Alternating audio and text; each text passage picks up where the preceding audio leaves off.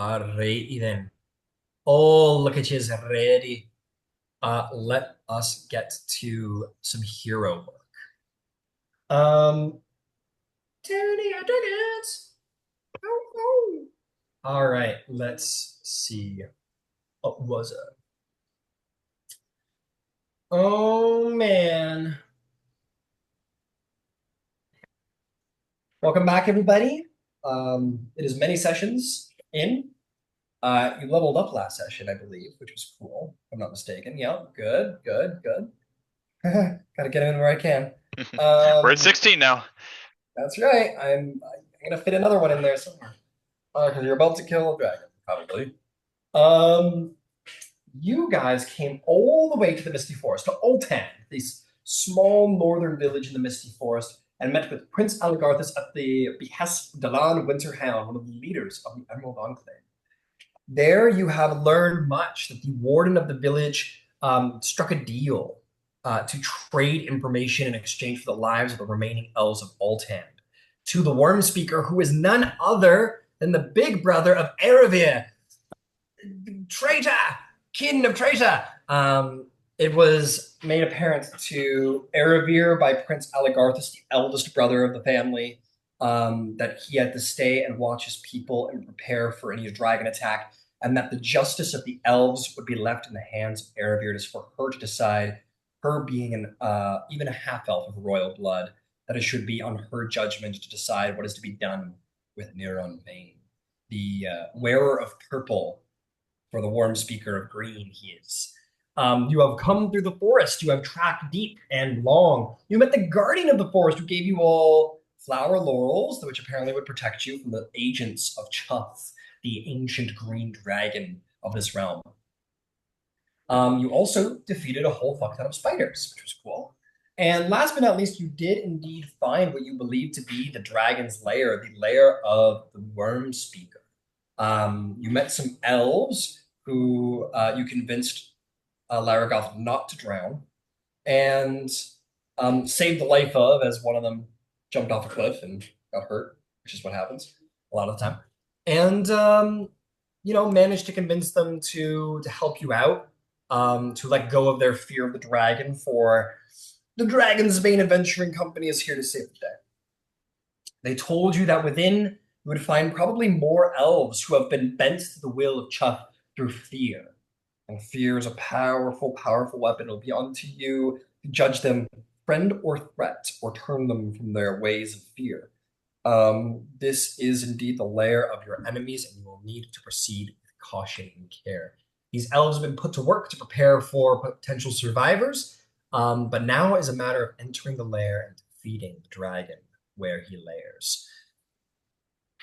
I believe those are the most important portions of our recap, so allow us to proceed. I'll put a thing in there because I don't think I said it before, but we are allowing potential 2024 rules. You have to commit to 2024 class, feat, and spells, and vice versa. If you're sticking to 2014, you must commit to 2014 feats and spells. So you just got to commit across the board. If you have any questions, if you want any help transferring over, or if you intend to, please let me know, and I'll be happy to help or simply facilitate.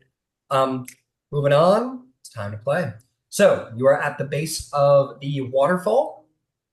These elves have been put to work to try and help out in your efforts. You have gained their confidence. It's time to make good on those promises. What do you do? All right. First, before we get started, point of order. I know we leveled up last session.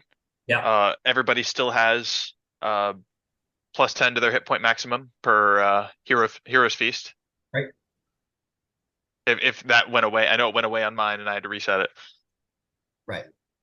Do we still have the +5 from Ciela? No, that only lasted 8 hours. Okay, so I'll get rid of that. We haven't battled, that's the reason why. I mean, we fought the spiders. I didn't get hit. I was in a tree. But my horse. Oh, I know we lost some horses. I'm sorry, guys. They didn't even get a recap. We didn't even make it to the recap. I'm sorry, guys. You lost some. Apple lived. Apple lives. Okay, back to it. All right. So the entrance is open. Is everybody ready to go in? Much choice. I suppose I'm ready. Why does it have to be water? Well, I mean, we knew that going in. Grumble, grumble, grumble. It really bothers you that much. CLO will cast shaped water, so that the waterfall has a little opening on the side. Yay!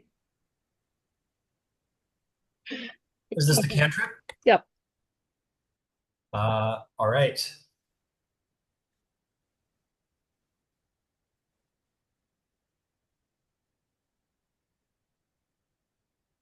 Yeah, that'll you got the dragon, so you can sit there and go like water bend and just like do continuous actions for star. You're gonna still get a little bit of a spray star, but like I don't care. At least I'm not soaked.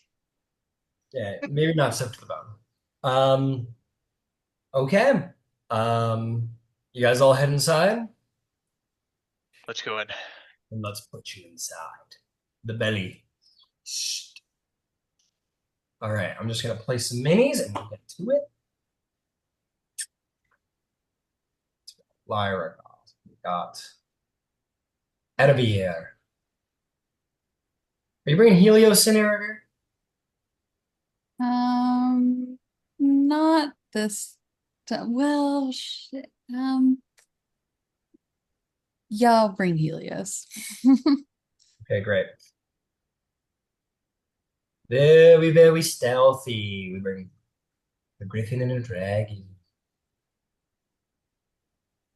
In fairness, you gotta look cool, man. You're the princess. Mhm. Fucking go away. There we go.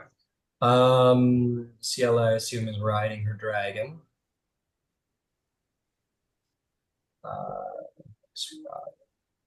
Shroud, Star, Saprosa, Terrence, Miracle Jr.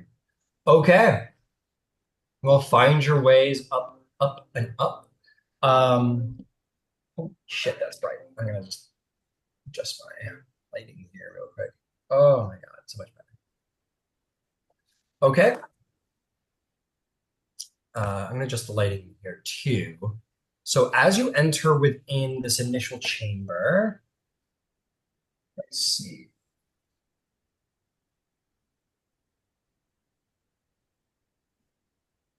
It is dark. It is very dark inside.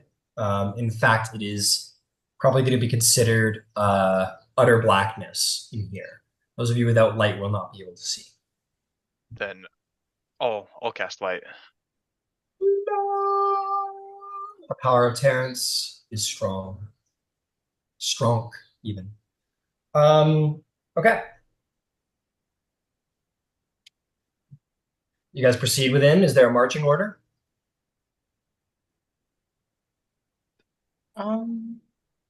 Vero go first this time, actually. Hell yeah.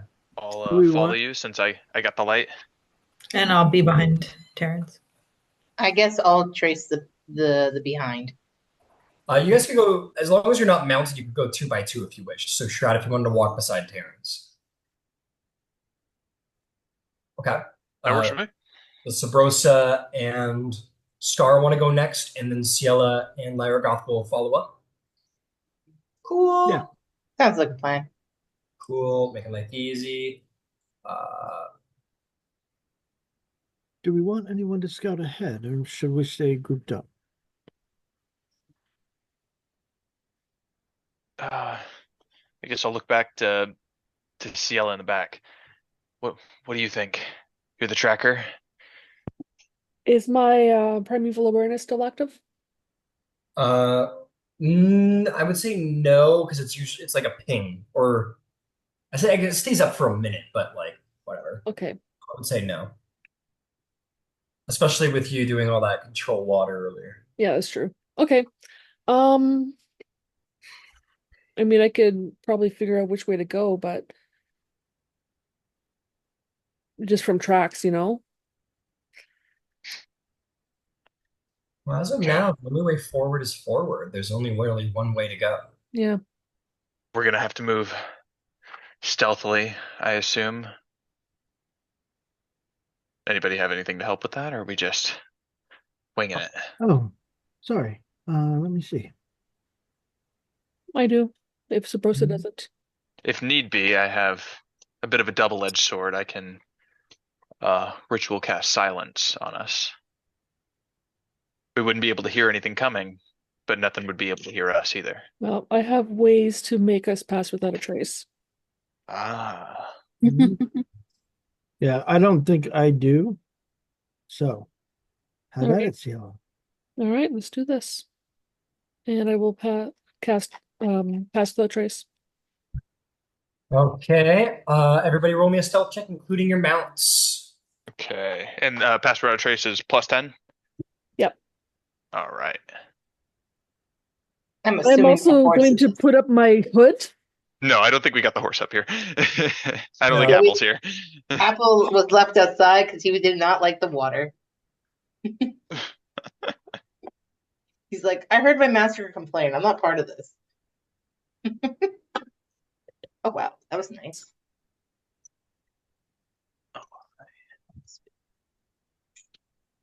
Okay, I'm ready. Want some stat blocks quick and get those totals from you guys. Mhm. I always feel battle typing in young black into the Oh God.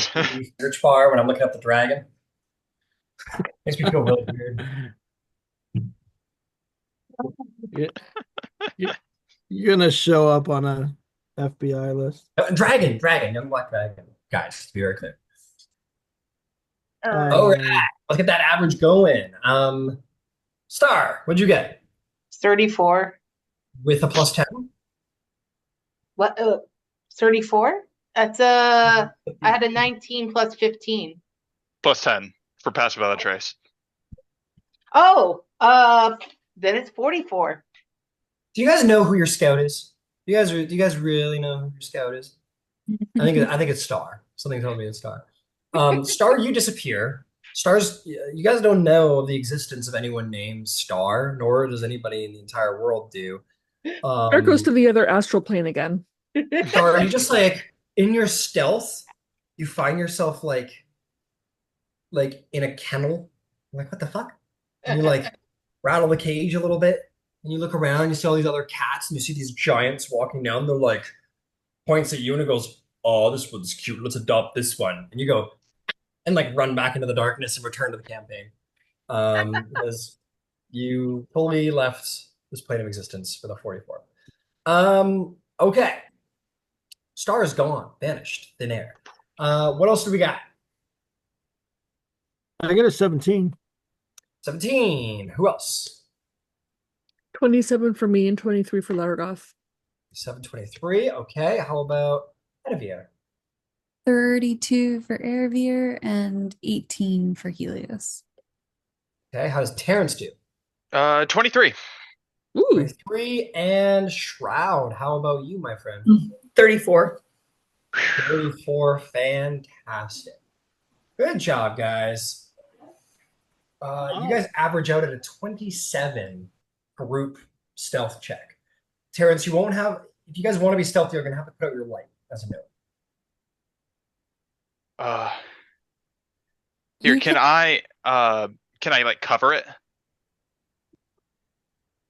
If you guys have a shining light in any regard while attempting to be stealthy, that's going to blow your cover. You can roll 55, and if you guys are walking through a black cave with a torch, people are going to know something's up, right?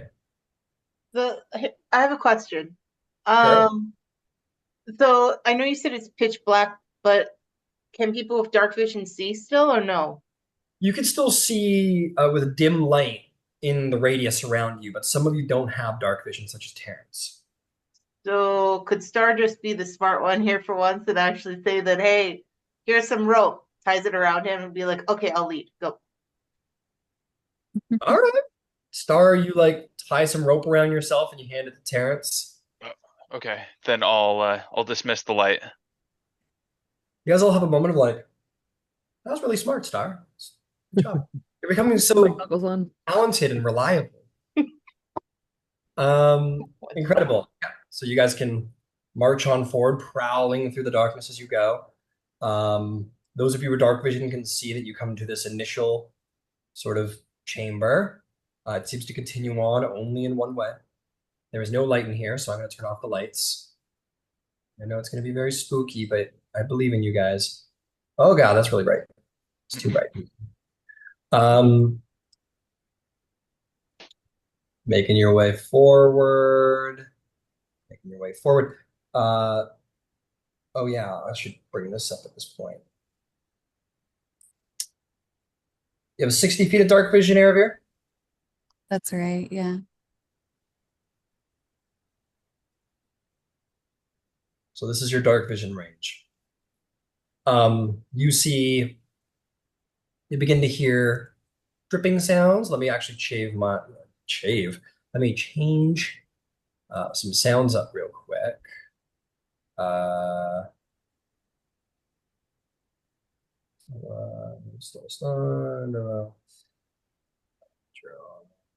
Gothic Ghastly Grounds, Forlorn.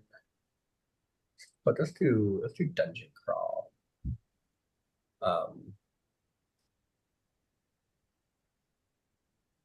Okay. You begin to enter this chamber. You see there is a pool of water at the center of the chamber as it begins to open up to a 40-foot high ceiling set with massive stalactites and smaller stalagmites. Stalactites are from the roof, stalagmites are from the ground. So massive stalactites on the roof, little ones, stalagmites on the ground.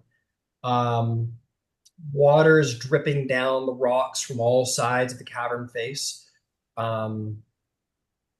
Yeah, you guys.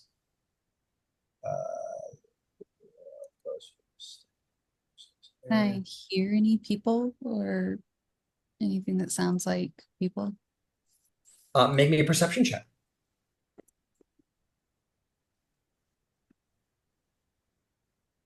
12. Wow. Is that open for anyone to make a perception check? Sure. I mean, yeah. Okay.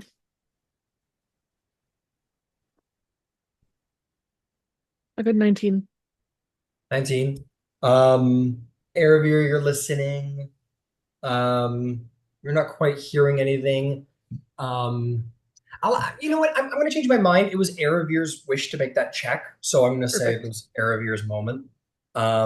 Not to like cut anyone out from a check or anything, but you know. And also you're at the back, so anyway, whatever. No, Aravir, you're kind of don't hear anything. Maybe some small sounds. This place isn't without life inside of it. There might be people here having a hard time getting a beat on where they're coming from, but they do sound far off. They're certainly not like just out of your range of vision or anything like that, but you do hear some ambient sounds. They could be echoes, you're not sure. Okay. I'll head deeper into the cavern then. Okay. You guys follow Brave Aravir. Oh, yes, Sabrosa? Could I be on the lookout for like anything that might tip me off to traps or alarms, something like that? I do have a pretty high, like all of my passives are above 20. And I'm proficient with thieves tools, if that's probably not relevant yet, but Okay, make me can I just kind of be and I have dark vision. Understood. Go ahead and make me investigation. Yeah, go ahead and make me investigation. I will give you disadvantage because this will be based on sight and it is dark. Okay. I'm gonna roll the investigation at disadvantage. I do have expertise in investigation in case that matters. Got it.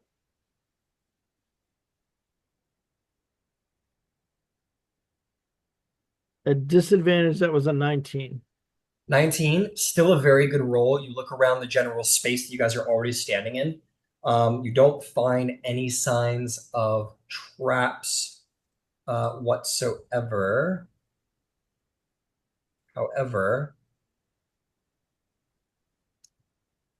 you did, however, notice that this wall back here, come here, this wall back here, the stone doesn't look quite consistent with the rest of the wall. You think you might have found some kind of strange passage? Requires further investigation, but it does look strange, and the ground does look a little smoother, as if something's been moving across it often. Okay, who's at the front of the group? Eravir bravely forwards forth. All right. So I am going to telepathic speech as the bonus action. Erebir. And just let her know. There seems to be a false wall back there. Perhaps a passageway that's not meant to be discovered. Can I respond telepathically? Yes. Oh. We should check it out. Perhaps get the drop on them. It's back this way. Can you see me? Oh yes, Elf, you can. Hey, why Yeah. did we stop moving? It's like, shh. I'll whisper to Terrence. So Sabrissa found a secret door that we potentially want to check out. Oh, okay. Okay, let me get my bearings. Okay, let's go. I imagine Star running in circles with the rope, and Terrence is like, "Where are we going?" I'm like wrapped up in it. Ah. So she'll walk up and touch the door. Does there seem to be any sort of latch or mechanism or anything that I can determine? Blah, blah, blah, blah, blah. It's a really excellent question, and I'm glad you asked. I appreciate that you did. You do indeed find that there is obscured behind loose rocks and other cover. You do find that there is a way to sort of open it through. However, it's just large enough for a medium creature to squeeze through. There's no chance Helios or Lyragoth will be able to make it through this entrance. All right, I will I will pass that on to Erebir telepathically. And then the two of us, I guess, can whisper to those closest to us. Perhaps we send Star ahead to scout it out and see if it's worth going this direction. Star's like, yeah, I guess, but you guys gotta stay here. Are you guys gonna be okay? It should be okay for a few minutes. All right. Let's see if we can find this opening and pry it open. All right. You, my friend, because you will be exiting the radius of Ciela, are going to be reduced back down to a 34. I know it's not a very good roll. 34 might not get you much, but you're just gonna have to handle it. Star's like, I feel empty. I suddenly feel like I can't travel the planes anymore with my stealth. But I can't slip through the fabric of reality because the gods can't see me. So all of you guys are, Star's like, you guys gonna be okay? And you guys are like, yeah, it'll be. And then like full Batman style, you turn over your shoulder. Star's gone. So Terrence, you're like, wait, where? Huh? You like Wait. pull the end of the rope and you're like, something got Star. Oh, oh no!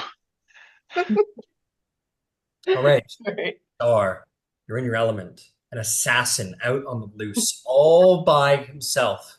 He is Oh, wow. He's talented, and he is very scary with his paws and shit. All right, here we go.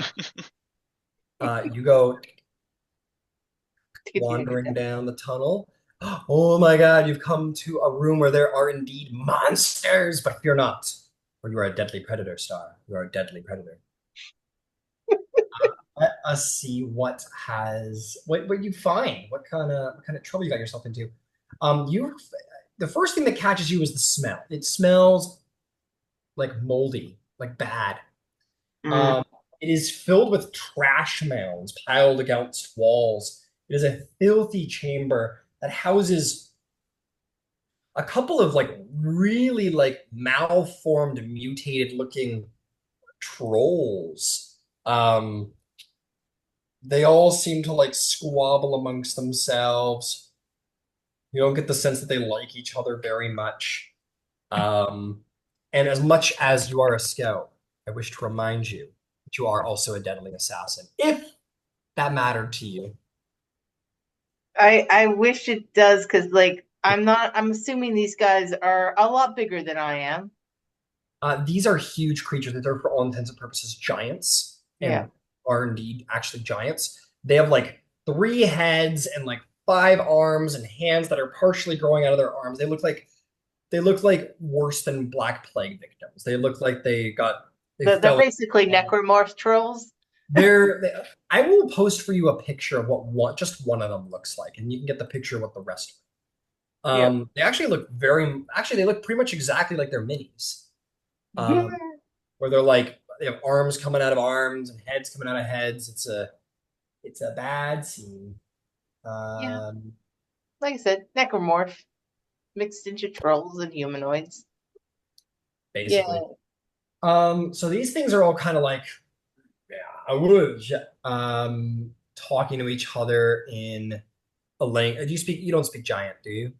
No, just And they're dwarf. like, who's Martin's restaurant? The other one goes, "Thursday Martin's." They all seem to not like each Okay. The only problem is I don't feel like this would be an easy just stab them in the back and run, because like even though they're in their own little corners, other. and Tell you yes, what, I'm gonna do you a solid. Go ahead and make me an insight check. all right, insight It check. would be so easy. You're 16. sitting ducks. What'd you get, Star? I got 16. 16. Two things to know. First of all, is that you're incredibly stealthy for one. For two, they seem very consumed by their hatred of each other. You hazard to wonder if even if you walked through here completely just like wandered through, if they'd even care because they're just like so focused on their hatred for one another. They're like so viscerally mad at each other. So point being is like maybe you can stealth through here, even if you fail. Maybe they might not notice because they're just not looking around. They don't have their eyes open. Okay. Then I'm going to see about stealthily avoiding their attention by getting low to the ground and crawling my way over stealthily.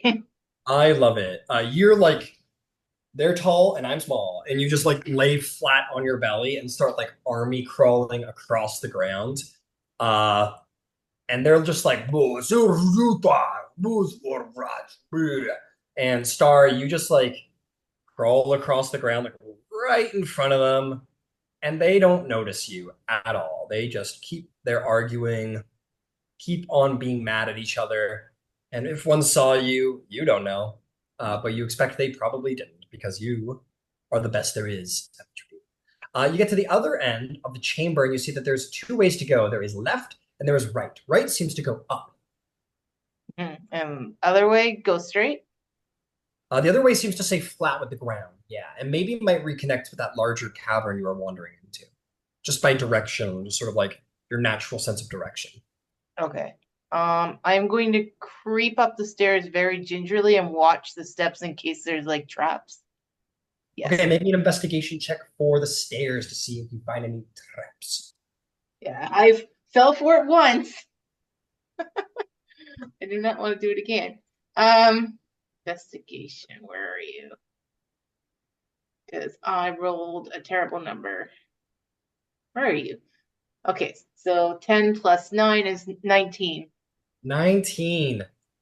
No traps, not as far as you can tell. You wander up gingerly, as you say, very carefully, all the way up the stairs. Oh god, there's so many. There are, and there's a door. What are you gonna do? I am going to put my ear close to it and just listen in if I can see. Again, I probably will have to do another investigation check. I will need a perception check if you want to hear through the door if there's anything being said or done. Oh man. Okay, perception is sorry, I have to keep finding it. Come on. All right, so luckily it is reliable. 16. 16. You put your ear to the door. Um, you listen carefully. And do you speak Elvish? No. Ew. You recognize it though. You've been with around elfy people enough that you recognize the language of elves. You put your ear to the door and you hear not whispering, but certainly in hushed tones, much like um, you know, a couple of children who are in trouble and don't want to upset their parents by making themselves too loud, or maybe they don't want to incite the ferocity of a nearby dragon if they're too loud, their gibberings. You do hear quiet tones of Elvish being traded, not in like a large communal amount of conversation, but little conversations here and there, um, very tense. But maybe like a dozen people after listening for a little while, maybe about a dozen individuals in there, quietly speaking amongst themselves in Elvish. Okay. Um, Star trying to wise up is like, well, there's 12, 10, more than 10 people, more than 5 people. They could be in that room. I gotta go back. There's no way I can sneak in there and if they're good guys, I'm gonna get whacked. Well, they might be good guys and they might not whack me. And if they are bad guys, I don't want to get killed and then there's nothing to report. And then my team might be wondering where I am. So he's going to tread back safely just to report what he found in this direction and try to see about the other path, just to Okay. confirm his suspicions. You sneak down the stairs. You want to take a quick look at the other path. That's what you said? Yeah, just to quickly see to make sure that the idea is what it is. Okay. Your dark vision takes you to about here and where you see the tunnel ends. Um, you'd have to travel down the hall if you wanted to further investigate what's going on there. Um, again, I would watch my stepping and just make sure that there's nothing like on the ground just make any noise and just creep far enough in that I can see. Got it. So you keep an eye on your feet, make sure you're stealthy, and indeed you are. Nothing befalls you, and as you come very close to the end of the hallway, um, your vision will be as such. I'll give you up to here because that's 60 feet for your cat-like senses. You look around very carefully. You see stalagmites, stalactites. You see the pool of water from before. You see these stalagmites that look familiar. You get the sense if you were to like wander like this, you'd probably run into your partner. You recognize this chamber. All right, then I'd probably just go back to my group of guys there and just be like, hi, just a spook Got them. it. You just wander back around here. Do you want to go out here or do you want to go back the way you came? I am going to go around there and just spook them purposely. Got it. You're going to sneak up on them. You get to around here. You see them standing around all tense like, and you're like, man, what are these people so worried about? I'm Star. Do you want to like try and surprise one of them? A little bit. Who's the one that's in front first so I don't get killed by Lyregoth? I would say Lyregoth is very much at the back and Erebir is at the front because she was originally. All right, so where am I? Yeah. You're right here. Oh, then I think I'll just grab whoever the closest person's on the ground. I think that's Shroud there. Got it. You like the Grinch. And you make your way right up behind Shroud. Shroud, do you have a passive perception of 34 or higher? I don't think so. Okay. Do you think Shroud is capable of being frightened in this way? Shocked, surprised? No. Okay. So here's what we'll say. Star, you like grab Shroud. What do you think your reaction is, Shroud, as something from the dark grabs you from behind? Oh, What I would try and stab it. Make me an attack roll. Sorry, terrible idea went wrong. That's gonna be You got uncanny dodge. Star. 27 to hit. 27. Yeah. Star, you grab Shroud, and in a moment of Rossi, Shroud you don't even know where the pick came from, but just like delivers a war pick blow to your shoulder. Do you uncanny dodge to have the damage coming? Yes. You go, ah! You like get mostly out of the way. Shroud, go ahead and roll damage. And that's 14 piercing damage. So 7 piercing damage. Star, as like the pick still hits your shoulder and rips some of your flesh. But you apparently scared the wrong person. Shroud, do you have dark vision? No. I don't think so. I will say that you're roll a disadvantage then. So roll one more time and see if you still hit. 15 to hit. Does 15 hit, Star? Nope. So no Oh. damage. So no damage. So Star, you grab Shroud from behind. Shroud, you're like what did your sensors say? Like defensive measures activated, hostile threat, blind attack pattern, and you go for like a wide swipe and Star, you like literally like jump into the air and it like goes under you. You're like meow and like jump and like grab a stalactite and like slide down the stalactite and land. And Shroud, your sensors say audio recognition, Star, desist, basically in your HUD. Man, why do I want it to say stupid cat? Stupid cat. Just the eye roll everyone- emoji. There's definitely a moment where I'm sure everyone turns around and is like, Right. Yeah. I'm gonna light my shield. I'm gonna have that prepped for whenever we get under attack. you guys see Star like Aristocats like holding on to a stalactite as Shroud is like just about fucking taking Star out. This is what I get. Playing What happened? Where'd you go? I'm okay. No one's hurt. Just my pride. What little I had. Star explains what he saw and explains what's in the next coming room that's nearby, and also explains the room that he would not go into because he had heard voices in another language that was Elven. Just Okay. That's probably a good sign. yeah, but it was pretty hushed tone, so I couldn't tell if it was like just a holding of people in the room and they're just trying to be quiet, or if it was like a secret meeting or a hall. I couldn't tell you what it is because I didn't want to walk in. I think we should check it out. Yeah, but we gotta watch out for those weird troll things in the next room. And they look pretty angry, but I snuck past them, but I don't know how they're gonna react if all of us go in there. How many times did you go by them? I went by them once, but I snuck on the ground and was very much like a quiet little cat and walked across. So if you went by them once, then you didn't come back by them, which means the way There that is you just another came. path. There is another path, but it's still just as narrow, but it's another way to get in. Okay. It's worth a shot. But we have to be quiet because that entrance leads to that room and we can't get them alarmed. So, because the way up to that room, you still are at the entrance of those weird trolls things. So, gotta be careful. That's all. Okay. Understood. That's very helpful. Thank you. All right, show you the way. Okay. I'm gonna hand you the rope and then put my shield out. Oh, Alright. yeah, rope.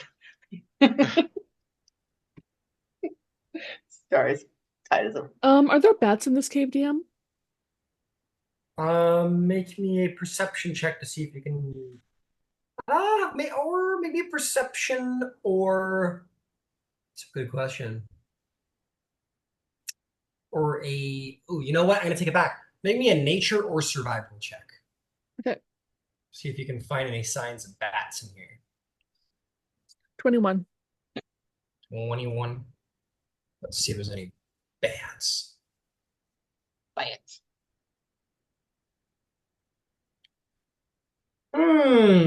You look around, you find no signs of bat guano. Okay. You find no signs of bugs. In caverns that are heavily occupied by bats, the grounds are usually covered with a thick layer of bat guano and bugs, and you find no such things. There's no bats in here. The waterfall probably keeps them out. Oh, good. Um, all right, so I'm just gonna whisper to Laragoth. It looks like we might have to separate because the passage is very narrow. So if I come back this way, I will make a bat noise so you know it's us. Otherwise, if something else tries to come through here, you're more than welcome to make it dead. What's a bat sound like?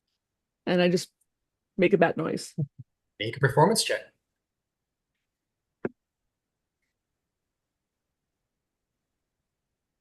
14. 14.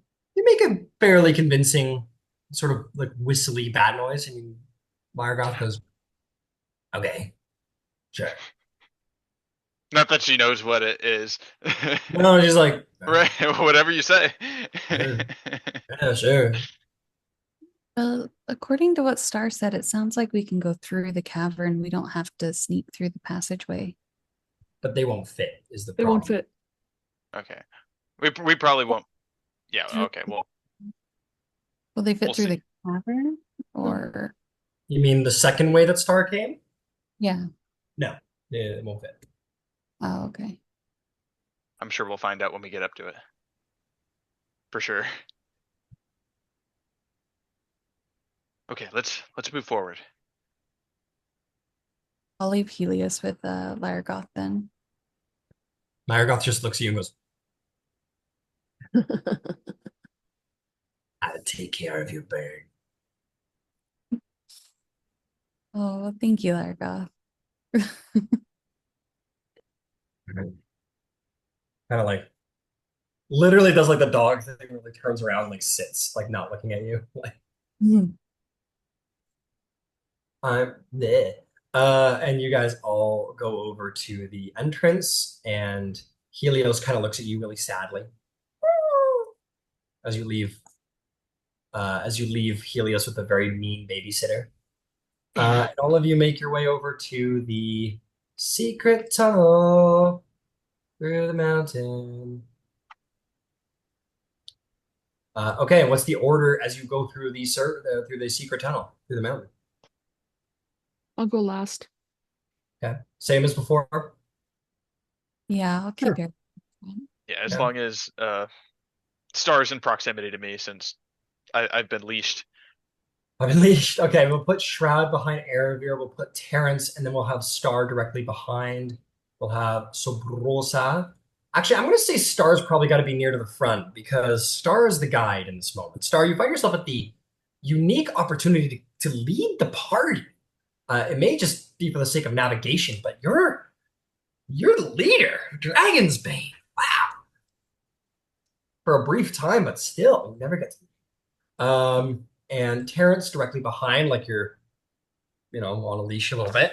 And then I imagine Aravir, Shroud, Sabrosa, Ciel at the back. Sure. Okay. You guys make your way to we're doing this stealthily. Of course.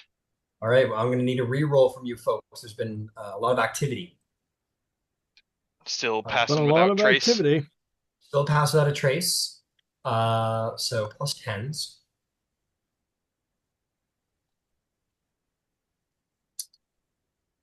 Right. Call them out when you got them. 31. 31. Ah, Glad you guys are doing so well. 27. 14. Oops, I didn't even roll the right thing. It doesn't matter. God damn. Aravir? 13 and 24. Which one's just Aravir? Oh, sorry. Airveer's 34. Sorry, I forgot to add the 10. 34. Yeah. Damn. Star, what'd you get? You did. Well, it might have helped if I unmute myself. 10 plus 15 plus 10 is 25. Oh, wait. 35. 35. Sorry. That sounded a little low. Well, I had to use reliable because I got a 2. Oh man. Hey, I got a 3. You guys average out at a hot 28 stealth check. That's not bad at all. You guys make your way through, stealthy as can be, and then you get to the point where you see these giants kind of like, "It's me, Zorudabin. at each other, sort of like yelling at each other and getting angry at each other and annoyed at each other. Um, Yeah. Star just kind of waves, going like shh, and points upwards up the stairs and walks silently up the stairs. Like, don't do anything. Yep. Stars seems to just wander by, and they seem either too unperceptive or too uncaring to really acknowledge your party. Either way, Star simply slips around the corner. Do you all follow? Well, Terrence does because he's on a Hmm. leash. Yeah, Aravira follow. Yep. I'm not going to worry so much. Just Follow. really spinny little tunnel up here. But you guys make your way to the very top and you find a door. Does anyone dare to go through the door? Oh, not through the door. I'll go to the door. Okay. You guys are all Should on the listen. I'd right at like the to front. listen. I'd like to listen. Okay. Well, we are in a marching order, so I will go down the order just Yep. because, it's a bit of a traffic And jam. we last. Yep. Yep. Star, do you wish to do anything at the door as you guide the party so far? I think I'll just do an investigation to see if the door is locked and if any trapped. traps are on it. All right, Uh, maybe an investigation check. Fantastic. Yeah. I'm gonna put my phone. Oh wow, a natural 20 plus whatever was on my investigation, which is 9, so 29. Wait, am I muted again? No. No. Yeah, we got it. We're just We got it. stunned in We're silence. just stunned and not appalled in any slight way, actually. We're very impressed. Yeah, Star, you guys watch with utter amazement because Star's been such like a goofy guy, such a silly fellow, such a absolute member of the tomfoolery community. But in this moment, you see Star do like a thorough checking all of the things, watching the wall, carefully gets down on the ground, touches, takes out some dust from the pocket, and there's all these laser trip wires. And Star untangles them. There's no laser trip wires, but really thoroughly looks around the lock and under the door, and is like, it's good. And everyone's like, wow, this is probably the most thorough, skilled investigation of a door for traps any of you have ever witnessed. And maybe there's a moment of man, Star's really become quite the adventurer. Do you wish to open the door, Star?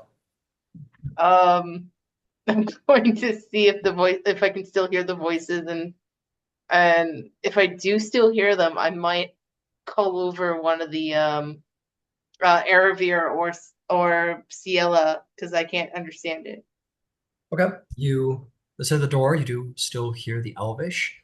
Aravir would be the one closest to the door as she's only 2 back. So maybe you kind of I choose you, come here. And Aravir sort of excuse me, around Terrence and gets to the front of the door. Aravir, you are now the leader of Dragon's Bane again. What would you like to do? I'll listen at the door and see if I can understand what they're saying. Make me a perception check. Okay, 16. 16.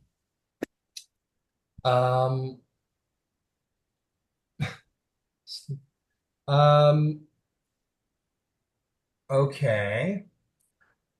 We'll get to that in a second. Let's see here.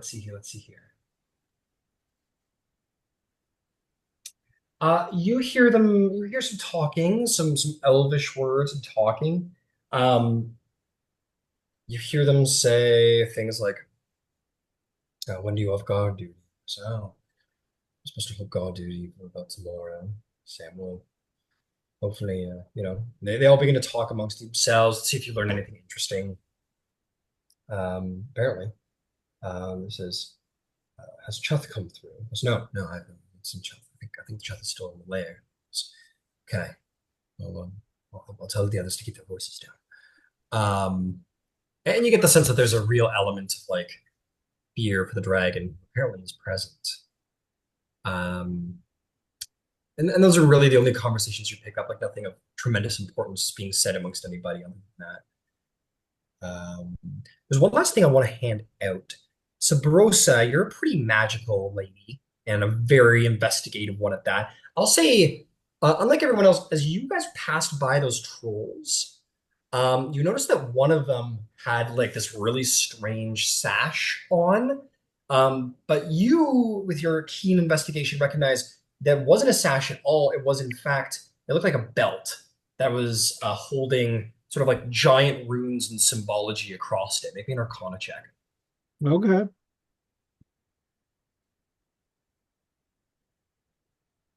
Oh, come on. It's an 11.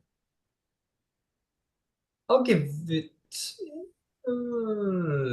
All I will say is that you're aware that it is. You look at it and you're like, "That's a magic belt. Like that. That's supposed to be magical in some way." And the troll isn't gaining any benefits from it because they're wearing it not as a belt. They're wearing it improperly, and so they're not gaining any benefit from it. You don't know what it does, but you're pretty sure that it's magical in some way. Well, as you know, I recently spent an insane amount of gold just on a normal mundane anklet. So I'm not letting a magical belt go to waste. Fair enough. All right. Hey, maybe you go back and get that in a minute. But yeah, yeah. Okay, okay. So, Erebir, Star. The door has been listened to. It's been inspected. It has been questioned. It has been held in high and low regard. What do you do now? What happens to this door next? Think we gotta open it. It's not locked. It is not locked. No, it is not locked nor trapped in any way, shape, or form. You sure you open it, Erebir? Yeah, I'll open it. Are you gonna push it or are you gonna pull it? I imagined a push door. And you are right. It is a push door. Well done. Star could have probably just said like, "Oh Should yeah." ask the door expert. This unlocked, untrapped push door is defeated by Dragon's Bane. You guys make your way through. It's push. It's also made of oak. Oh no, it was a pull! It was a pull! You saw it was a pull door! Aravir, you very embarrassingly try and push on it. You're like, you pull on it instead. So stupid. Okay, and Aravir, you'll be the first through the door. I'm just gonna drop your minis in the order of people coming in. You step through the tight doorway and you're gonna look to see elves everywhere. You look around here and you see that you have there's about a dozen elves standing around in here. Not necessarily on duty, but certainly awake. And you're going to see a number of them sort of turn to look at you with sort of shock and surprise. They all look amongst like there's an exceptional wariness amongst them as you do. One of them says, "Greetings, visitors of Chuth. What is it that we could do for you?" Ervir steps through the door very confidently and like strides in a few steps and stands in front of them. Some of them step back, like they're like instinctively. There's like a foot that goes back, and some of them like you can tell that like an anxiousness, a wariness comes over them. We are not here on business of Chuth. I'm Princess Erevir with Dragon's Bane Adventuring Co., and we're here to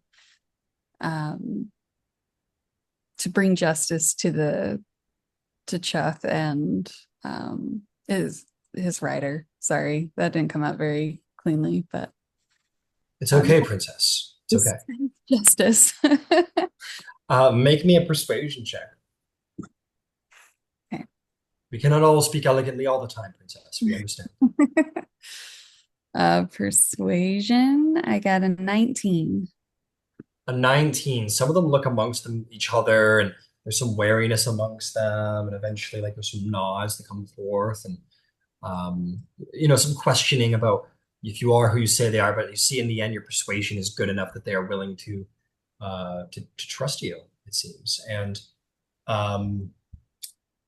one of the elves sort of steps forth to speak for the rest and says, "You are princess, the princess of the Misty Forest, the Erebir, That's right. And the purple rider is my brother, Prince Bane, and I'm here. Gasp.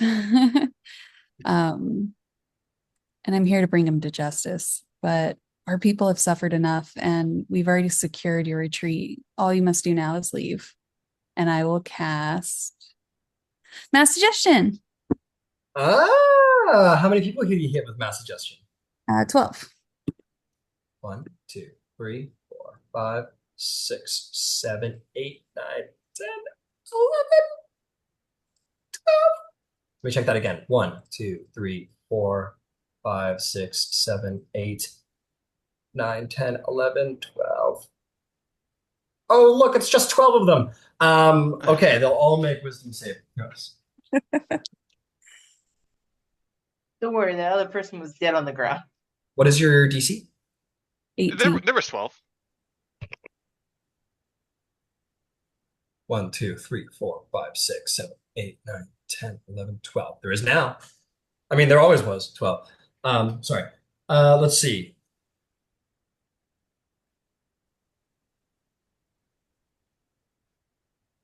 It's a lot of dice. A lot of dice. A lot of dice. You know what I mean? I'm saying. Okay. Okay. Now for the big nuts. I want you to throw me. I will give you the result of the suggestion in a second, but because it is indeed a suggestion altogether, I do want you to make a persuasion check on top of it as well, for perhaps those who maybe were not affected by the spell. Does my persuasion carry over? No. Okay. This one's a lot better. It's 26. 26. You feel your spell take hold on the vast majority of them. There is maybe like 3 or 4 who are not under the hold of the spell, but there is the power of the mob, in which, if I have 20 people, 19 of them go to do something, the other is probably very inclined to do so as well. And on top of that, you're miraculously persuasive. Some of them, like one of them goes to speak and says, well, but Chuth has promised to free us if we were to, has promised to free us. And then basically the other ones like sort of like look at him like and shake their heads, not with disdain, but like that he's wrong, and say, the princess has come to save us. She has told us to leave, and she holds royal domain. We shall follow her commands. And someone goes, okay, yes, that makes sense. And all of them with a slight unease or a rigid confidence will all sort of nod their heads and say, very well, princess, at our earliest convenience, we will make our way down the stairs behind you and exit the cave as quick and as fast as we can. I'll escort you now. Let's go. Very well. Let us go. I want to give you a quick note here, Erebir. As you're standing, it catches out of the corner of your eye. There's this shrine to the side. Make me a religion check. Religion. 9. 9. You don't know who that is. Oh, bummer. It shows a young female human holding a basin. The features of the statue have been sort of worn down over long years and have etched white lines resembling the tracks of tears along the statue's face. But you don't know what the statue is depicting. Bad. Yeah, you want to turn around and guide all these people? Yeah, especially because Largoth is out there and I don't want to scare them.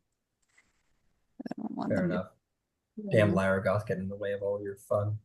Okay. You guys all turn around, and whoever was at the back, which I believe was Ciela and then Sabrosa, you guys are now the leaders of Dragon's Bane. You guys make your way back down the hall and come to where all of these trolls are arguing. I imagine the word is passed down the line.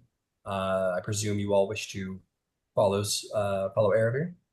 Can we go through the cavern instead of through the trolls? You want to try and have everyone descend the ledge? Just so you know, it is a 20-foot ledge. Oh, I don't want to get him fucked up by the trolls either. Oh, I don't know. It's a difficult situation. Difficult situation. Can I talk to the leader of the elves that was kind of, I don't know, the spokesperson? Sure, you talk to one of the elves who seems to be a better speaker than the rest. Um, Hey, what's up? are you able to call off the trolls in here? Call off the trolls? No, princess. We are. Uh, they tend to be. They tend to ignore humanoids. Um, Whenever people pass here or there, they seem to just simply ignore them, as long as you don't agitate them, however. Okay. If you say so, and then I guess I'll walk them back through. Oh. Okay. Um, okay. You begin to walk them through. Aravir at the back, and sort of the party order reversing itself as you begin to escort these elves. Ciela, I suppose all of this information will probably be passed down the line. Aravir, would you wish to pass that all down the line? Yeah. Yeah. Okay, so Ciela and Sabrosa, you guys get to the end of the hall. What would you guys decide to do? Go through the trolls? You're gonna go through the secret passage? You're gonna go through the main passage? Let's I- go the shortest way, not near the trolls. What was that, Sabrosa? Yeah, that's fine. I was just gonna say at this point, as we're passing through the troll corner, I would tap CLL on the shoulder and say telepathically, we really ought to get that belt at some point. And then You I'll see it follow. now. Okay. Can I You respond see to it now, that? Ciela. Yeah, you can respond. Okay, let's get her on her way out. Sounds like a 'Cause- plan. Okay. Okay. You all make your way out. The trolls kind of blah, blah, blah, blah, yell at each other. They really don't like each other. And you guys kind of walk, and indeed, seemingly true to the word of the noble, they just like maybe even one of them looks over and sees you all and kind of shakes their head and says something in giant. Does anyone understand giant? No. I can't comprehend languages.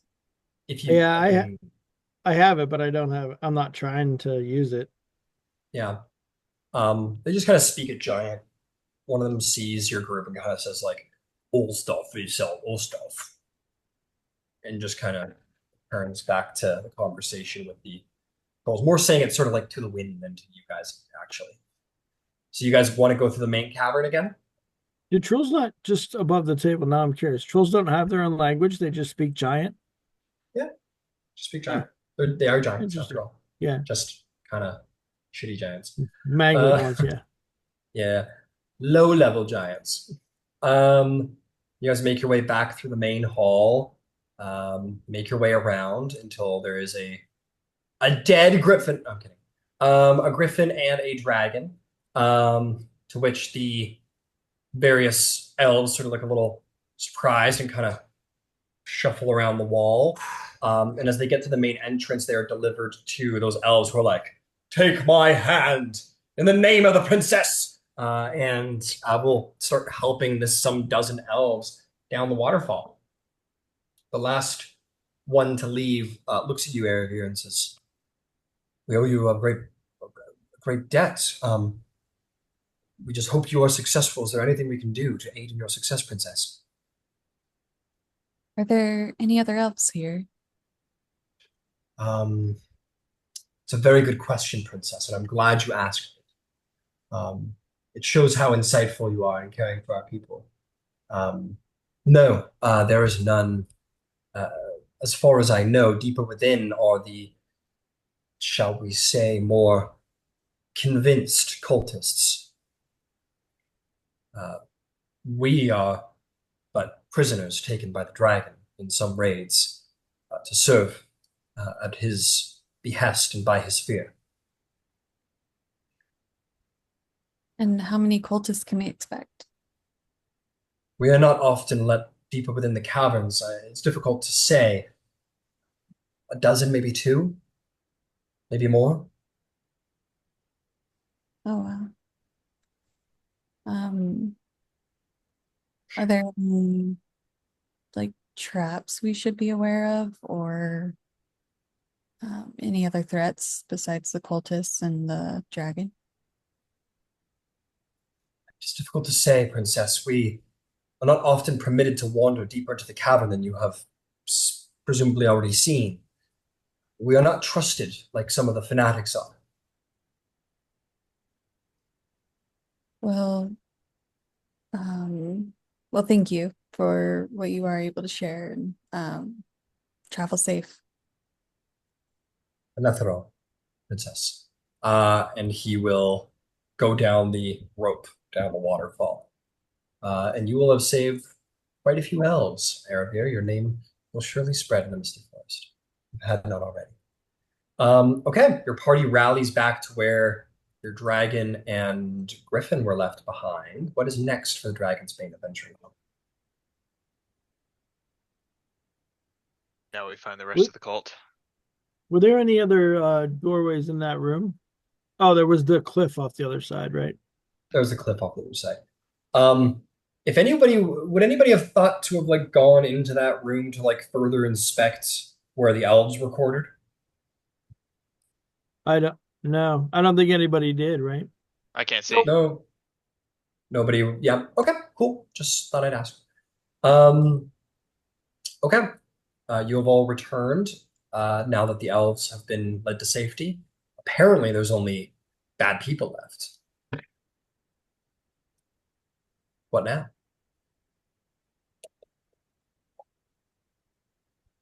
Now we find them. Now we find them. Marching order. What are we doing? Is anyone mounting up? Yeah, I want to be on Helios again. Okay, let it go to be on Helios again. Ciela, you mounting up? Okay. Marching order, same as last time. Yeah, sure. Yeah. Make life a little easy. Okay, fair enough. All right. I'll just carry over your stealth checks from last time. Just make, I mean, there was, okay, roll again. There was a lot of talking, actually. I would love to, but, you know.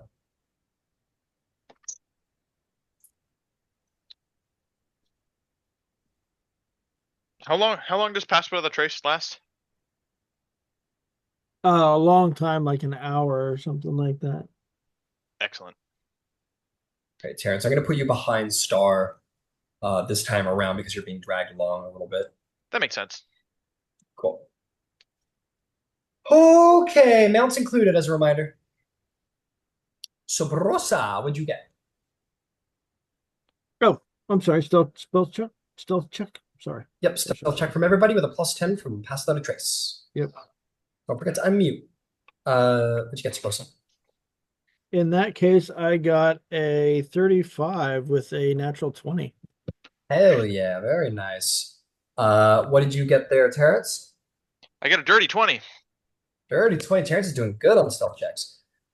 Shroud. 24. 24, very nice. Star. Hang on. 5. So 10 plus 15 is 25. And we have 10 again still on top of that, so it's 35. Damn, 35, very good. Ciela, how'd you and Largoth do?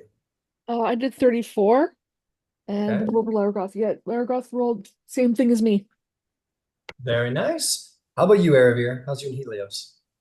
Yeah, Helios got 30, and yeah, Helios is super stealthy this time.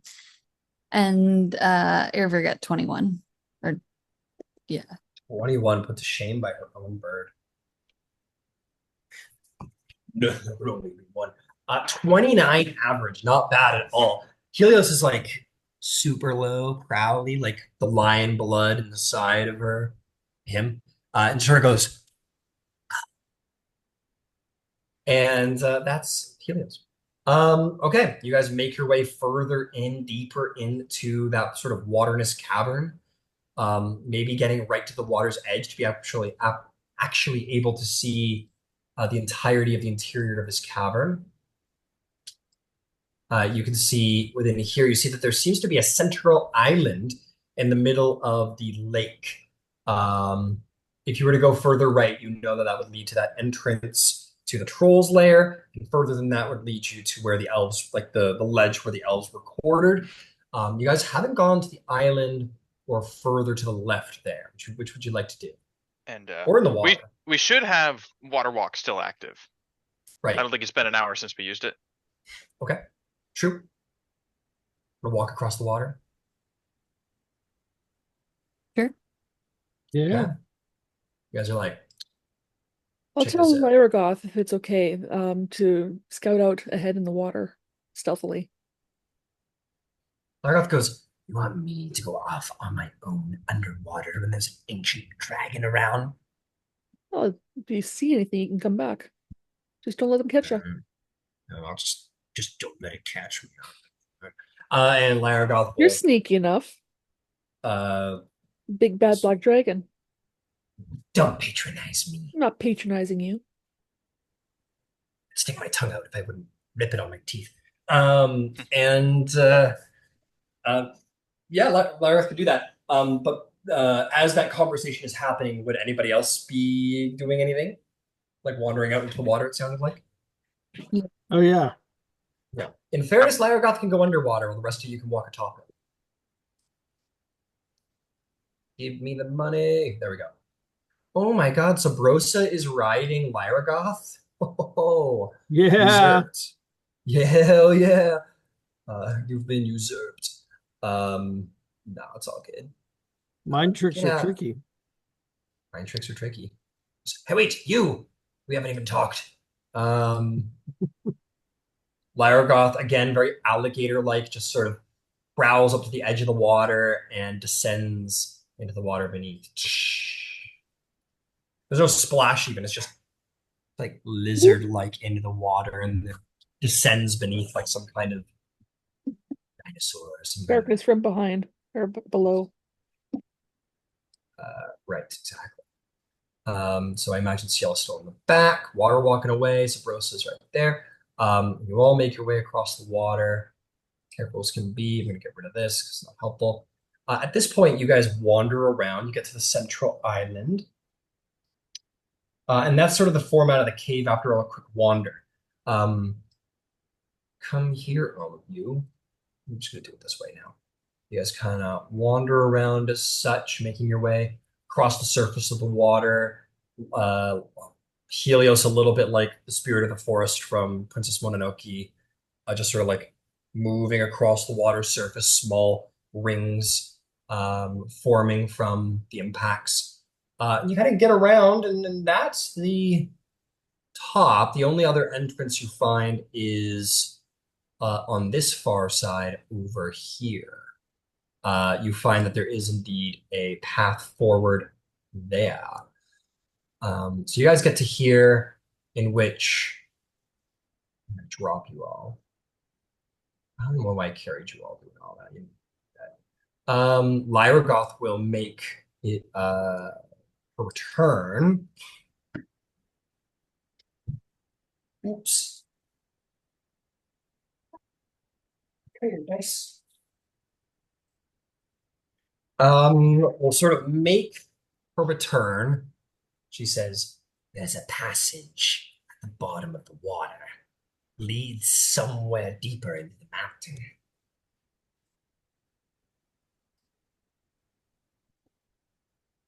Interesting.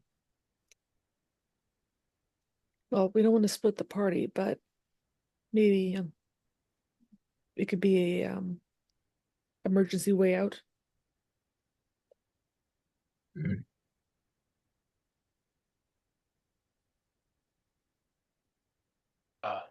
How deep is the water? 50 of your human feet. I Okay. don't know why you call it that. It doesn't make any sense to Yeah. No, I'm not sure whether she means actual people feet or the measurement feet. Yes. me. Oh my God.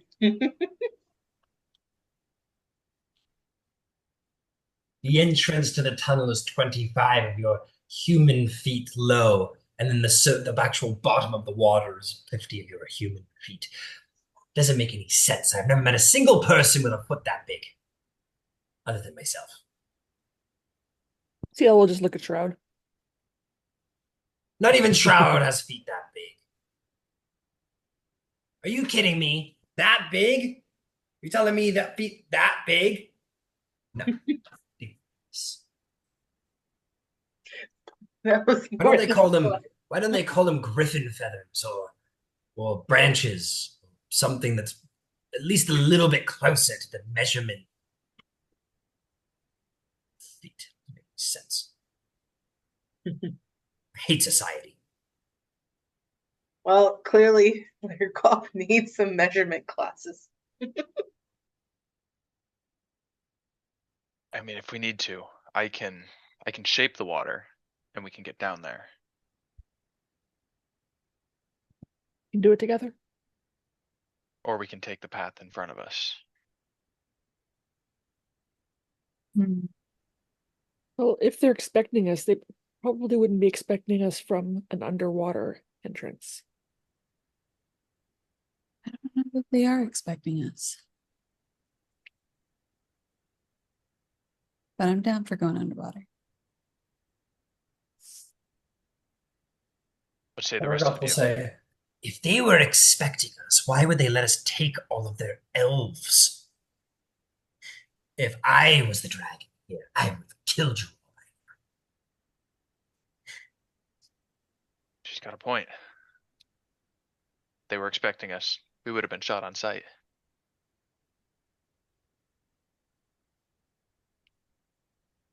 Well, it's still an unlikely way for us to ambush them.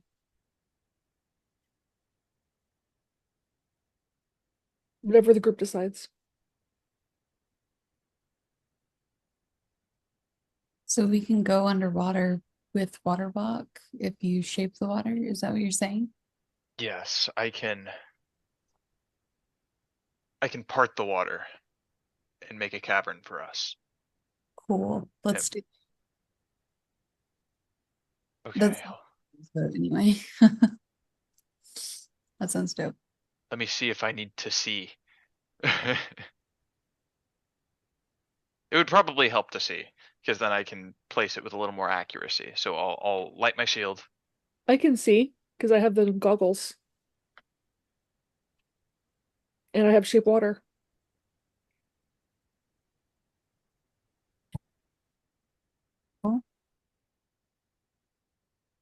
Okay. If you want to stay, without light. I mean, go for it.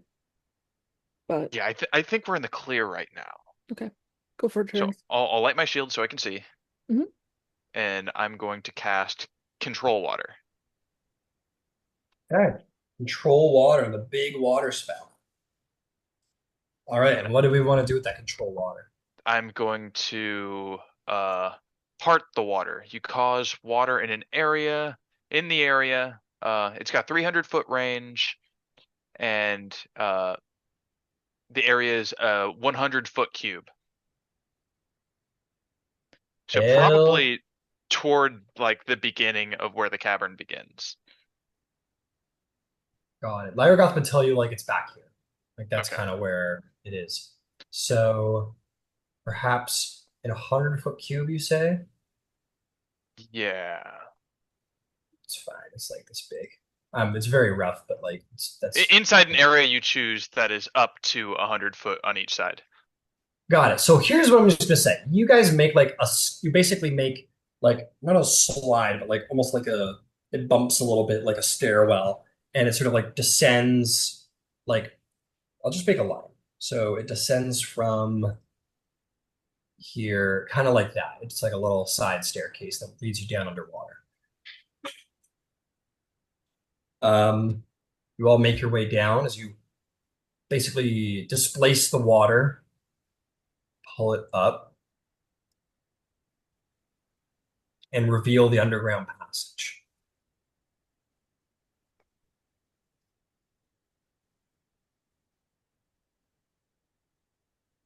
All right. You all descend down, Let's move presumably. forward. I'll put my shield back out to maintain our stealth. Got it. And you start making your way through that tunnel by the power invested in Terrence. You guys get to Now we need to about be here, quick. I can. presumably. Go ahead. Sorry, I can only hold this for 10 minutes. You presumably keep the water level low all the way under the tunnel, right? Yeah. Okay. All the way through under the tunnel, part of the water, you get to, let's say you didn't go all the way, you like put it to like here. Get to this point where you find yourself very much in like that kind of situation.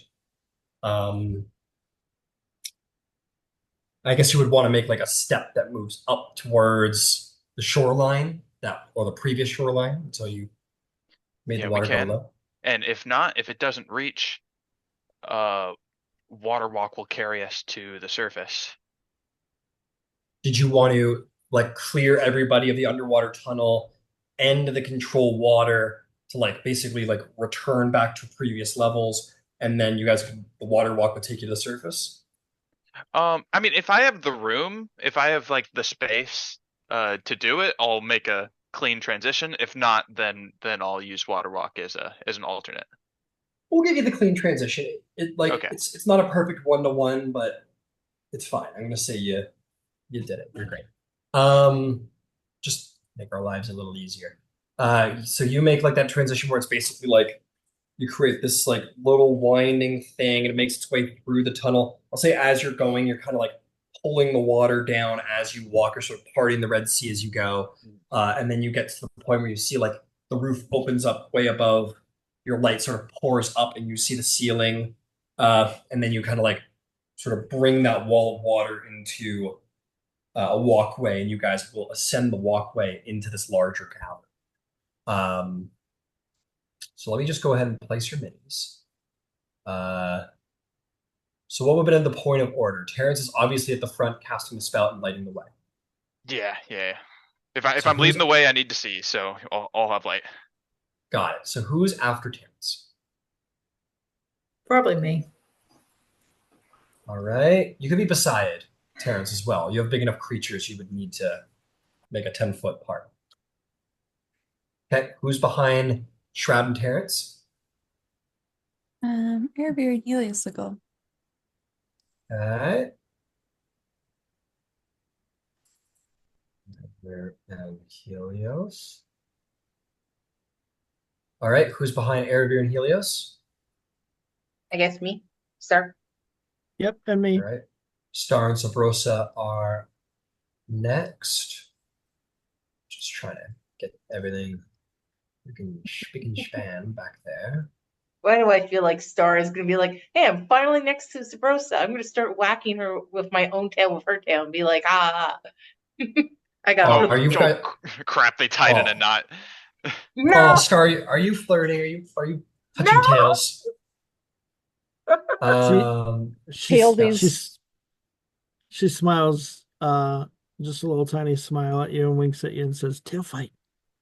Yes. Let's cross tails. All right. Who is after Sabrosa and Star? All right. Ciela, astride Lyragoth, presumably. Yeah. Who, by the way, like swims next to you guys because doesn't have a water walk. So realistically, as you guys are ascending the water, this is like Lyragoth is here. Lyragoth's like, this is a bad idea. And you're kind of walking beside Lyragoth, probably. I think that's all my troops. As you enter this lair, as this portion of the lair, how far does your light go, Terrence? Light spell, 30 feet bright, 30 feet dim. Got it. So I'm just going to put a visual here because you guys would be able to see dark vision or not about this range. You get to about this point.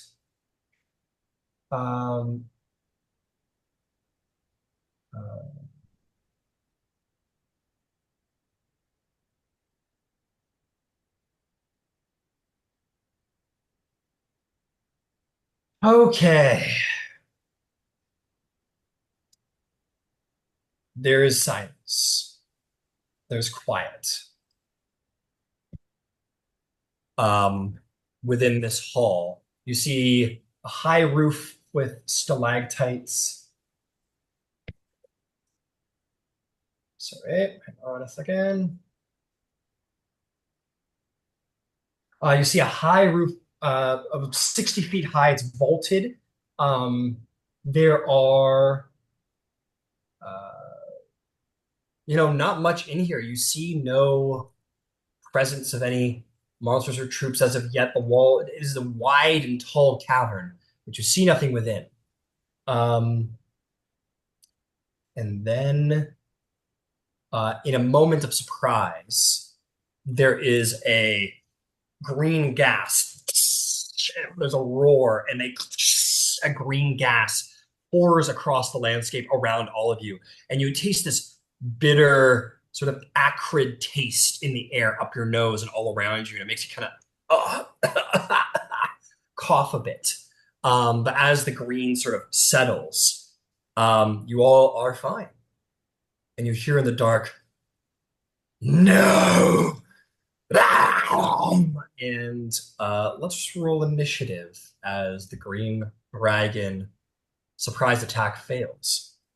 Mm. The Green Goblin. Also, even in addition to that, since we leveled up, I got to level 16, my feet. Because I couldn't save my horse, because I couldn't act fast enough. I am now alert. Very nice. So you're like, maybe Terrence, you were aware, like it was coming. You could kind of like feel the creeping in the darkness, but you're like, all right, I know what you're doing. Bring it on. I And have the paranoia spell too. yeah, it breathes the poison upon you. You maybe see the leering yellow eyes in the dark, and you guys kind of see it coming, and nothing happens because Hero Feast is a great spell. Okay, give me a moment while I just do a little something here. Ah.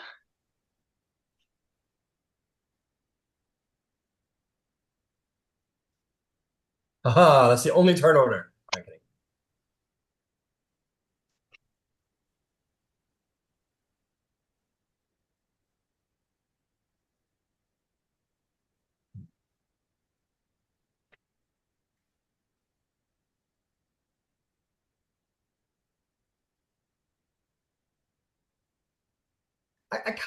I kind of made the decision for you guys, but I wanna roll that back. Before the dragon breathed on you all in a surprise round, would there be anything that you two would have liked to have done in preparation? It would have been a very immediate thing, but would there be anything you guys would have liked to have done as the dragon like attacked from the darkness? Um. Instantly? Uh, actually, yeah, I do have Because you a s- can't be surprised, right? Hmm. Right. yeah, I had a spell I was planning on using, but actually I got a better one for this situation since it do be a dark cave. Doobie. It do be a dark cave. I think in preparation for this, from the direction of the gas, I'm going to cast Dawn. Ooh. Okay. And dawn is how wide again? It's like 60 feet of bright light, right? It's a 60-foot range, 30-foot cylinder. Okay. It is the light of dawn shines down on a location you specify within range. Until the spell ends, a 30-foot radius, 40-foot high cylinder of bright light glimmers there. This light is sunlight. When the cylinder appears, each creature in it must make a Constitution saving throw or take 4d10 radiant damage on a failed save, half as much on a success. Okay. It would have rolled a 28. You can go ahead and roll the damage. It'll take half. All right. And then that'll light up the cavern. Real good. Does that light it up? Like, or I'll just look up the spell. It's fine. You go ahead and roll damage. Yeah, it's daylight, the light is sunlight. Got it. And I'd like to, as soon as Terrence casts his light spell, I'll drop a hunter's mark on it. Okay.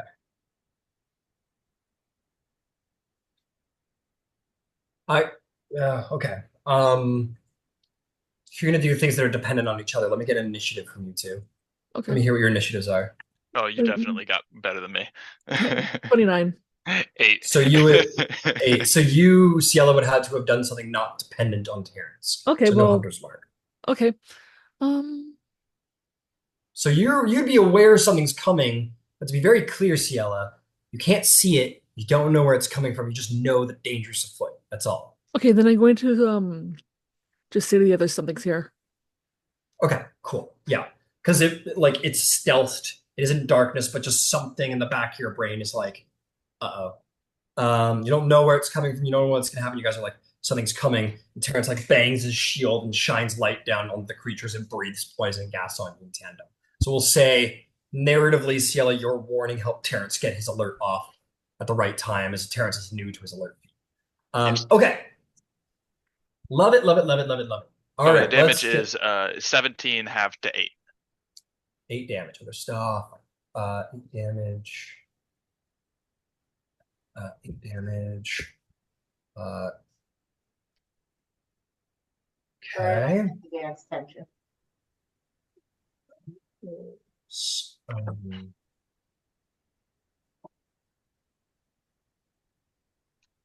So this ended up being a much more complicated initiative than I meant for it to be. Hang on a second, if you'd be so very kind.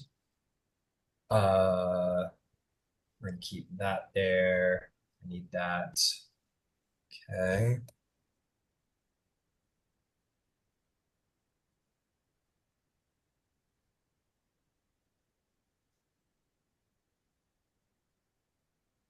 Okay, it's fine. This will do the job. We'll leave that. Yeah, patrol water's done. Okay, I'm just getting my ducks in a row before we do this initiative here.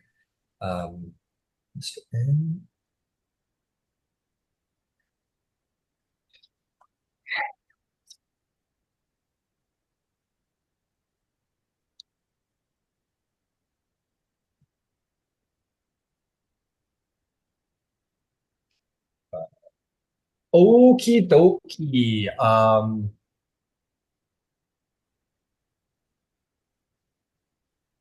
All right. Who rolled a 20 plus? 24. 22. 24. Good job, Star. 22. Good job, Shroud. All right. Who rolled a 20 to 15? 16. 16. Who rolled a 15 to 10? 10. What'd you get, Terrence? I got 8. An 8. What'd you get, Ciela? Muted. 29. 29. Jesus Christ. Okay. Initiative is up. Ciela, you will be taking us at the top of initiative here. Okay. What do you do? Well, the striking is obviously not diplomatic. So I'm going to overdraw attack it with my bow. All right. Go for it.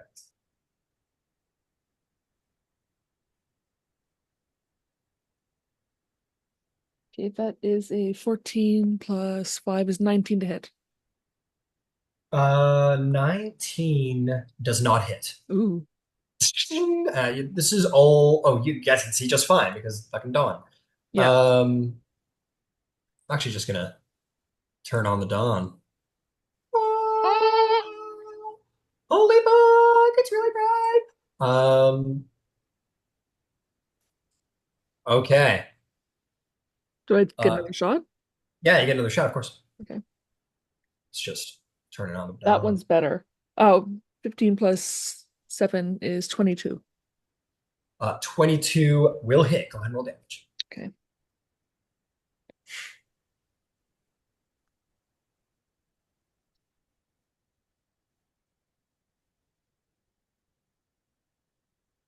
You're gonna have to move.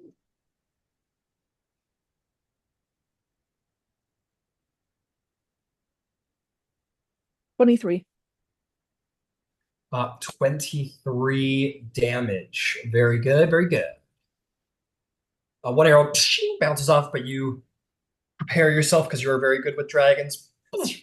Dragon groans at the shot. Is there And anything I'm else? gonna drop a hunter's mark on it because I remembered after the fact. Fair enough. Okay, Hunter's Mark is dropped. Very good. Is there anything else from Ciela? No. Oh, I have movement. I'm gonna get on You have Largoth. movement. Okay. You can. Okay. Your Lyregoth is in the water, Okay. and your boots are stuck on top as if it were solid rock. So, Okay. I'll be fair enough, though. I'll be fair, though, and say that, like, as we take Lyregoth's turn in this moment, Lyregoth will kind of, like, scoop you under his neck, and you can mount that way, and we'll say you mounted it. Okay. Sorry, that was me just kind of figuring it all out for myself verbally. What would Lyregoth like to do as she scoops you up? Let me just check here, just because I can look at that now. And as a quick question, Terrence, is this where you would have liked to have placed your dog? That's perfect. Got it. And that hurts only enemies or all people inside? I believe that hurts everything. And Got it. after it's cast, anything that ends their turn in it hurts. Understood. Okay, and the acid breath is 30 feet. So we want to get within 30 feet and do an acid breath. Okay, let's take a look here and see if Lyregoth In the air, can maybe... in the air, by the way. Yeah, of course, of course. Let's see if Lyregoth can do a little 80-footer. Can get to here at 80 feet. Okay. And try and do a blast. Let's see if 30 feet will reach. Yeah. Yeah, I'll say that reaches. Or, ooh, actually, that is just shy. Okay. You can like go into it, and then as long as you don't end in there, you can fly out and not take any damage. Yeah. Problem is Lyregoth ran out of speed. Yeah. It's the issue, I'm afraid. Come on, let me just double check and see if I can do a little better. By the way, how tall is this cavern? 60 feet It's is not. that? Oh, actually, that's kind of reaching. I'll give it to you. I'll say that you get there. Okay, I'll say that you get there. The ceiling is 60 feet high. Okay. So I'll just, as a comparison point. So yeah, go ahead and roll damage. I'll roll a save. Okay. So I'm trying to get a couple things D8. done here.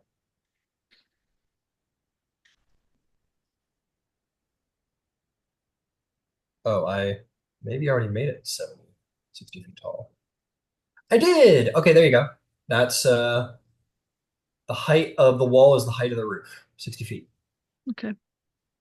There are stalactites that hang down though. All right, let's roll that damage. And I need to roll a dex save for the good old dragon. Chuff.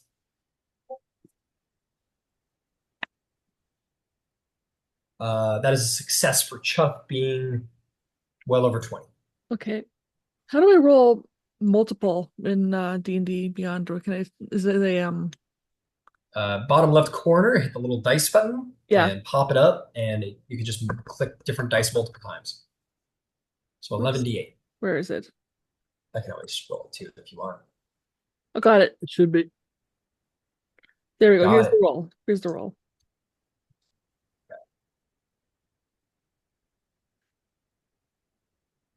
For you. It's 48. 48. That's very good. So that'll be reduced to 24 damage against the dragon. Didn't like that. Didn't like Oh no, that it was at 48 all. was after that was the half damage. I rolled a 73. You rolled a 73. Mm-hmm. Holy shit. Not 48. Half of 73 is 37. 8d8. Oh yeah, 36, yeah. Math is not my strong point. No problem. Sorry, what was the total one more time? Like the 36. grand total Oh, before 73. 73. Okay, so that becomes 72, which becomes 36. Yeah, so 36 damage. I don't. Oh man, how much damage did I give it? What did you originally say? 48 is what I thought it was originally. Okay. 73 plus the 8 that I did should be the total damage so far. Oh, and you hit it with an arrow too. Okay. Okay, cool. That's where we're at. All right. So then I hit it with an arrow for 23. For 23 what? Damage? That was before, yeah. That was before. So we have Terrence's 8, my 23, Okay. and Lyragoth's 36. Okay. Got it. Hopefully got it. Yeah. You breathe acid on it, and everyone takes 10 minutes and figures out, well, you shot me then, and then there was the acid, but I saved again, and then we continue, and they're like, okay, let's keep going. And the dragon goes back to being very angry and whatnot. All right. Well done, Ciela.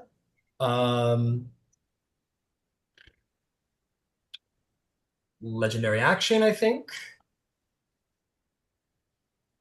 Yeah, you're definitely not within 15, but dragon's gonna go and fly right above your ass. Over to here, away from the very mean Dawn. That'll bring us to Star's turn. Star, what do? You got advantage for this, or actually you were surprised technically. But so what do you do on your turn? What would you like to do? Well, I'm probably gonna pull out my crossbow because I did not realize this thing is gonna fly away from me. Okay, go ahead and make me a crossbow attack. I might have to move closer because the crossbow only goes up to 80 feet. Is it within Okay. 80 feet? There should be two numbers. The first one is straight. The second one is at disadvantage. 320. 320 is disadvantage. Yeah. The first number is straight roll. Yeah, so 80. Yeah. Okay. So am I close enough? You run 25 to here. Yeah, that should be within 80 feet. In fact, you might be within 80 feet where you were standing, possibly. Let me go check. In all fairness. Yeah, you're within 80 feet from your original position if you want. Oh, sweet. I will use that crossbow. All right. Crossbow is got to roll a plus 10 on it. Okay. 18 plus 10 is 28 to hit. 28 to hit. I think will hit. It's possible.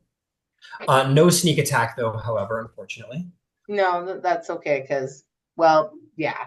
All right, so I need a 1d8. Where's that d8? That's a d8 plus 6. No, plus 5. All right. 9 damage.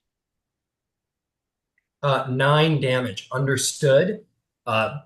Roars is not happy about that. Nope. Okay. There's not much I can do because I don't think I can hit him twice with my crossbow. So You have a bonus action and movement. yeah, that's the question of where do I hide when there's a beam of light? Exactly. Where you have this beam light. Mhm. To you? That's true. It is your rogue senses are very upset. This is not a very good hidey hole position for you.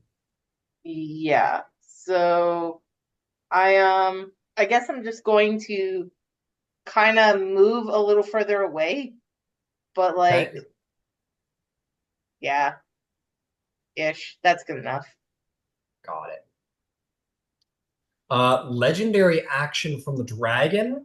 It is going to whip its tail down and smack you in the head, Ciela. Or try to, anyway. That is cocked. How is an 18? Meets it, beats it. Beats it, beats it. Okay. You are going to be the recipient of 18 bludgeoning damage, my friend. You make a con save for Hunter's Mark.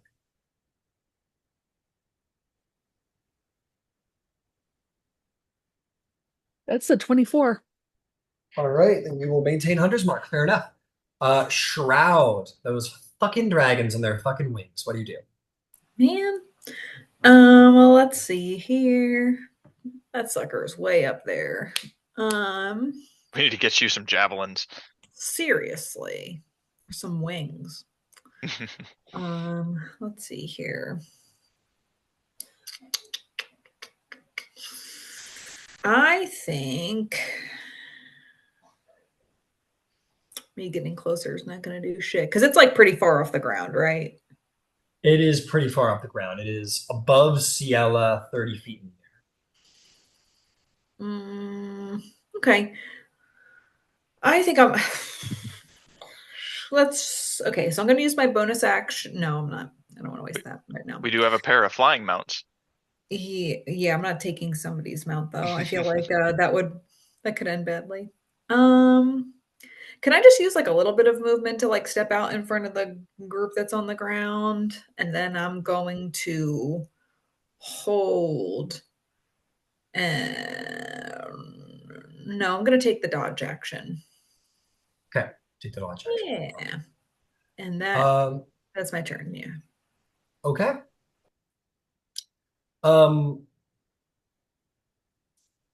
Give me a second. Just give me like the tiniest grace of a couple of seconds before we proceed here.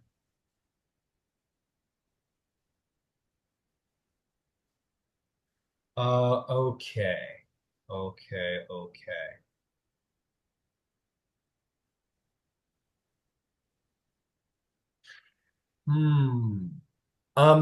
Shroud, as you are here, your sensors start to, a strange like little symbol appears on the top right of your heads-up display, and it starts to sort of like ping. Would you wish to access it as a bonus action? Yes.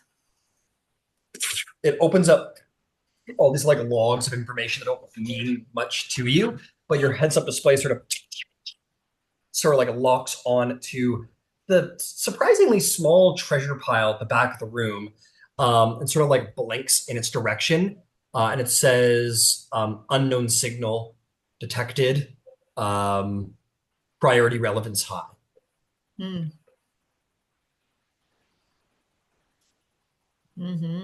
And it continues to sort of like upload information about what this unknown signal might be. So maybe on your next turn, you'll receive more information as you go.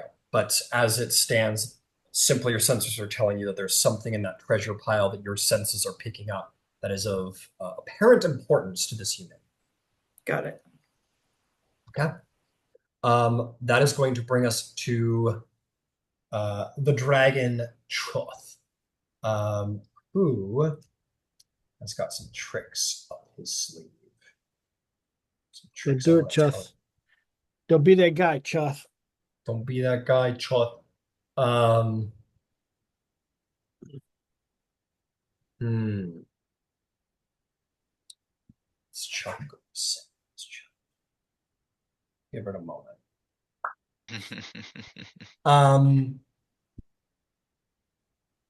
Choth sort of like,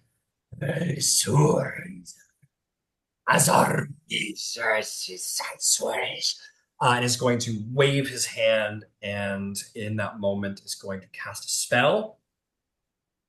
And that spell. Can I counterspell? Am I close enough? I don't know if I'm close enough. Probably not. You are pretty close. You are indeed very close. You could attempt to if you wish to. Yeah. And okay.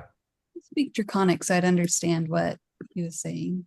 It was not speaking in Draconic. It was speaking it was somatic. It was speaking verbal components to a spell, which is an arcane language. Okay. Yeah.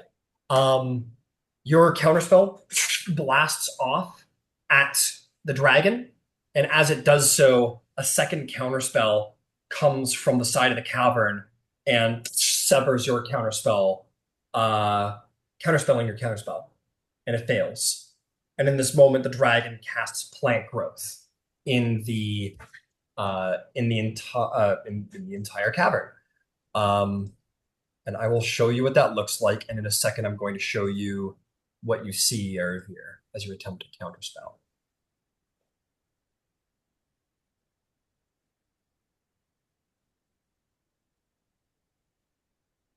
It's pretty much good. Like, this makes lives easier.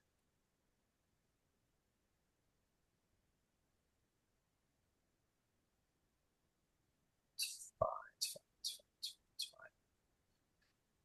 It's fine. Okay. You're going to look into the corner of the room, Aravir, and you are going to see a familiar mage adorned in the long purple robes of the Worm Speaker and the moon elf blue skin and the black hair that you recognize. Perhaps there was some part of you who did not wish to recognize his betrayal, but in this moment, it is all too sure. You see Neuron Vein counterspell, and then kind of like look across the battlefield and see you, and his eyes kind of widen as both of your eyes meet. So he certainly did not expect to see you today. But the dragon's plant growth does go off, and it lets out a harrowing roar. That is going to bring us to a lair action. The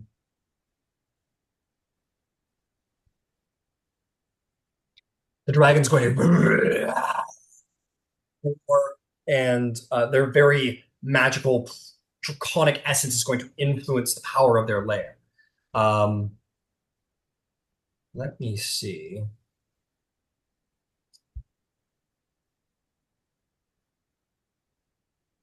No, no. Um, no. Not it? Nope, that's not it either. This kind of sucks, so I'm just going to use my pointers. Okay.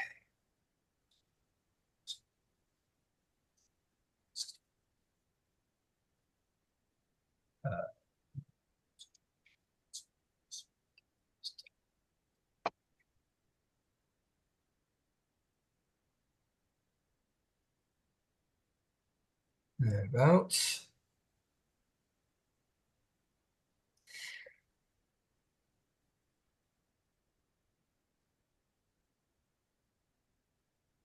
Yeah, we'll do it right between Mr. Cleric and Mr. Fighter.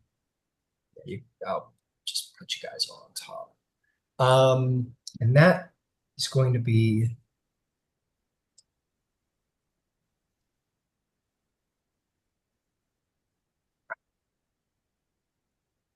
yes, stay still. This huge tangled brush of bristling thorns springs into existence, barreling up out of the ground. I need a dex save from Shroud, which we will do at advantage for multiple reasons, and Terrence. Okay, is this a magical effect? Very interesting question.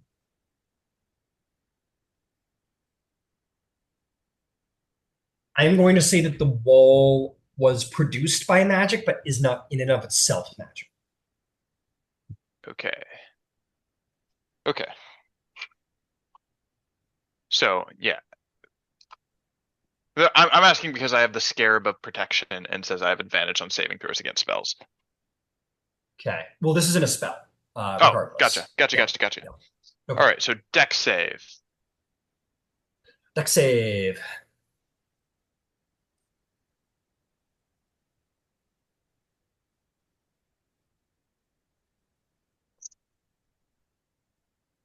That'll be a 17. 17 is a save. What'd you get there, Shroud? 19. 19. You're both going to take only 10 points of damage as opposed to I'm the going to use original. my Shield Master evasion to take no damage instead of taking half damage. Hell yeah, you get your shield just in the way, and all these thorns sort of scrape up the front of your shield. Um, and you are both going to be pushed 5 feet out of the walls. You're both going to be damaging his pushed 5 feet out of space, appearing whichever side of the wall. You are also both pushed out of the wall's space. It's a 5 foot wide wall. You get to pick which side, though. Do you want to be pushed towards the water or towards the center of the cavern? Either of you. I want to go towards the center of the cavern. Yeah, same. Okay, you two are both pushed this way. Okay. That is Chuff and Chuff's layer actions. Eravir, it is your turn. Your eyes locked with your brother are it's sort of cut off as this wall of bramble thorns comes off and blocks your sight from him. What do you do on Helios? I'm gonna fly out of the plant growth. Okay. And bonus action blade song. Okay. Blade Song, 10 feet puts you above the thorny wall. Okay. And then I'll use my action to cast Bixby's hand on the dragon. All right, Bixby's. What kind of hand are you summoning?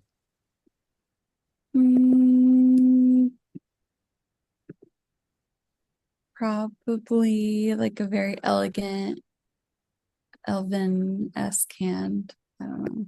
Nothing like Lovely. yeah. Very nice. Is it going to be a grasping hand, a clenching hand, a punching hand? Sorry. A Yeah. delicate, beautiful elven hand with very nice, like, medi-pedi going Yeah. on. We're asking for flavor. No, fair. I usually do. Which one? Oh, look at this one. This is exactly what you asked for. Like black nails. It's great. Perfect. It's grasping hand is what I want to do. Okay, grasping hand. You're trying to get the big dragon, I assume. Yeah. Bixby's hand is a large construct. This dragon's gargantuan, which is 2 sizes larger.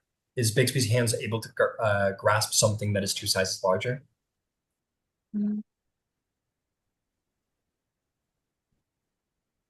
It doesn't say I can't. Ooh. So.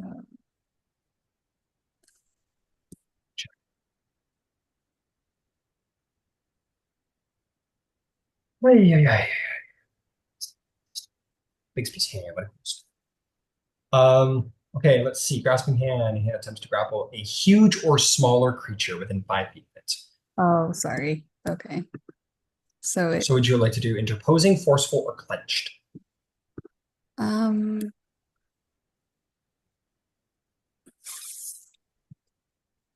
Could I do something else? Sorry, I didn't realize if I have to stick with this, that's fine. I didn't realize I couldn't grapple it. Let's stick with it for the moment. We'll say that Eravir got a little overzealous in this moment. Then Give it a punch.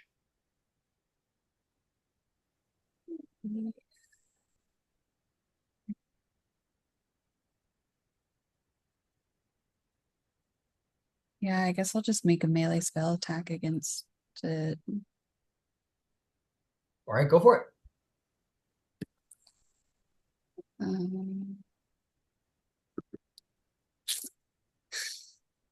I got a 12. Well, that was just a waste of a turn. That's my turn. Sorry about that. You go to try and punch the dragon. You do punch it, but its scales are strong and brawn.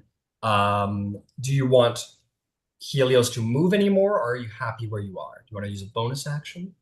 Am I within 60 feet of the dragon? Let's find out. I would say. Let's find out. Uh, I'm no. I'm gonna say no. I'm gonna say you're like at 65. Can I move a little bit closer then? And can I also be within 60 feet of Narrow Vein? All right, let's see if we can make that happen.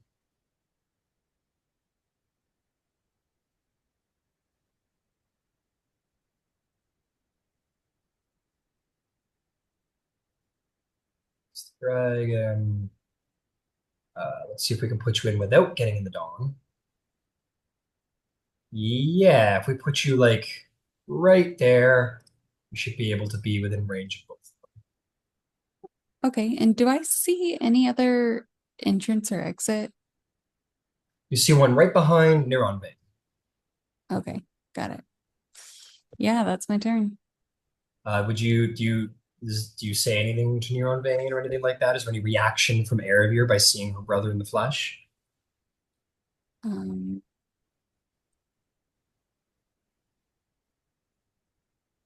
mm, Not right now, no. Okay, fair enough. All right, Sabrosa, it is your turn. What do you do, my friend? Yeah. Let's see. I can see no one because of the wall of vines. Is that correct? Yeah, it's just you and Star back here. But I can I see Neuron Vein over there? Let's take a look. Let's see. Come here, Neuron Vein. Yeah, I can see a little peek around the corner and you can catch Neuron Vein. All right. So she's going to pull out her drum, hit it a few times, and say, "Truly, you must be mad to serve the dragon," and cast Crown of Madness. Crown of Madness. Okay. Let's see. What am wisdom save? Yeah, 19.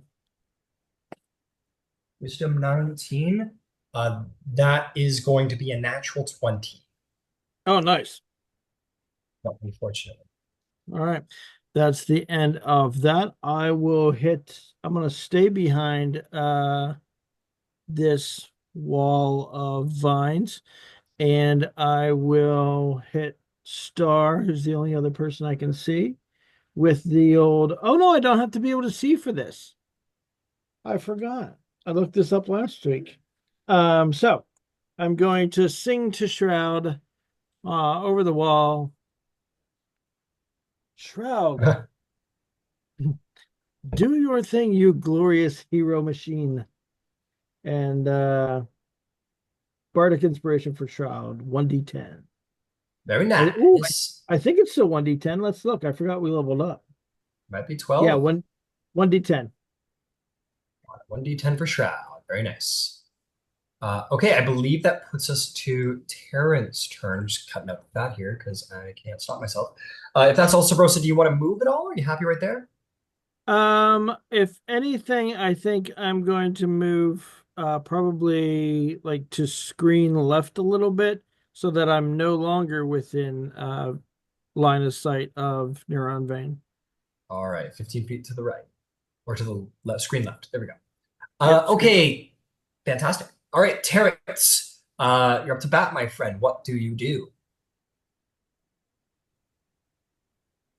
Oh boy, what do I do?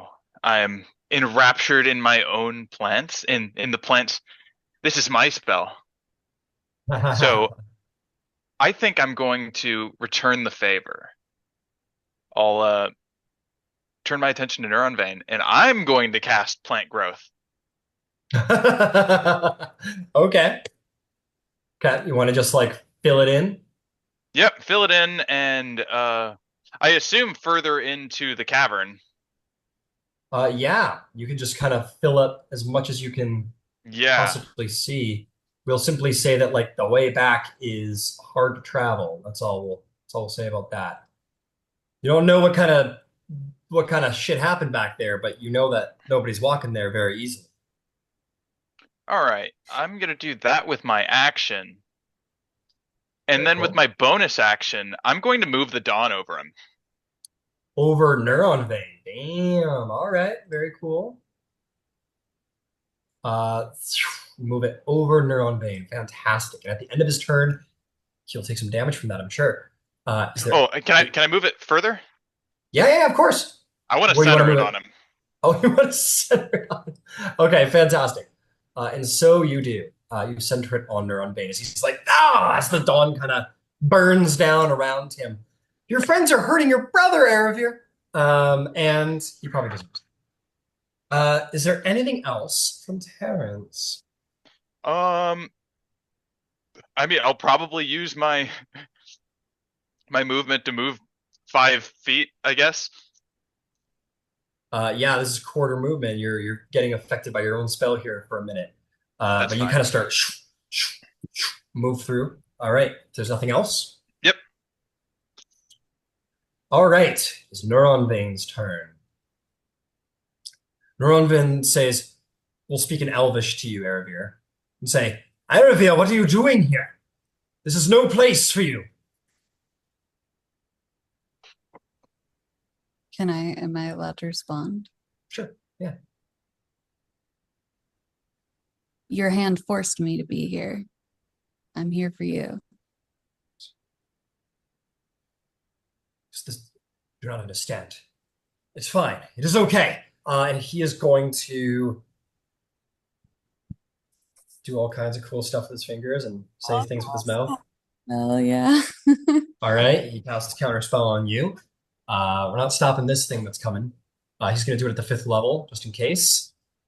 Cut off your spell.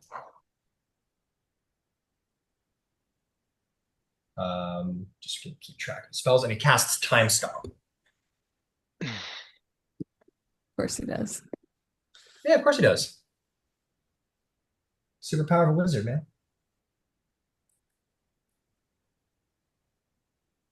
Okay, what are we doing? We got not bad, not bad.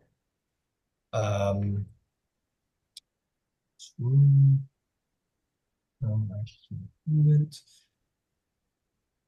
All right, we got some stuff to do. So go up. Start from the bottom at the top. That going on. All right, we are going to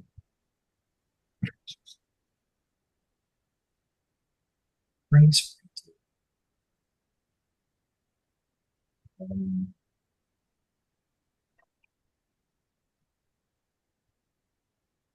Sorry, guys, this is a little bit of a thing I gotta set up here. So we're gonna do that. We're going to nope. Sure, let's put that was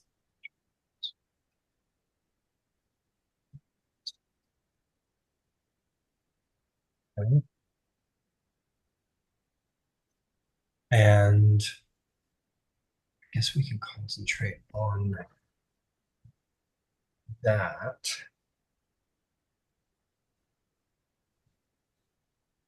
Okay.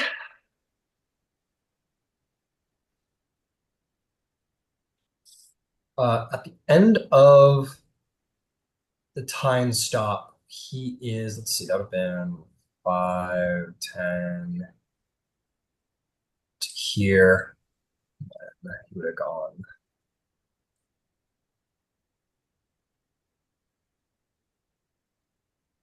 Over to here. So he casts the spell, and suddenly he moves to the top and sort of like floating in the air now. And you're going to see that around him are a number of images that sort of like spin out and change with him revolving around him. And more than that, he's surrounded in this large globe of sort of flaming large globe of a shield. Those words didn't come out right. It is a fire shield. There's a flaming shield around him protecting him.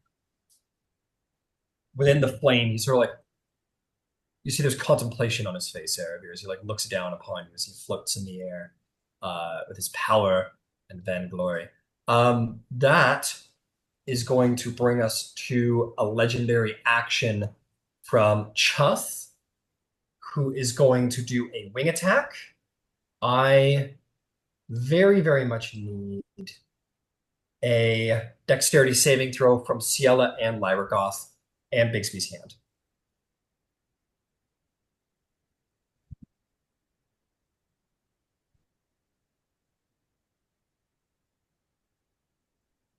Unmute. Ciela got 25. Nice. Lyragoth got 17. Okay. Lyragoth is knocked prone and falls to the ground. Being 10 feet up, Lyragoth is going to take 6 points of bludgeoning damage. Ciela, you will fall to the ground as well. Because you saved on your dex save, I will spare you the prone condition. How did Bigsby's hand do? Got a natural 20 for 20.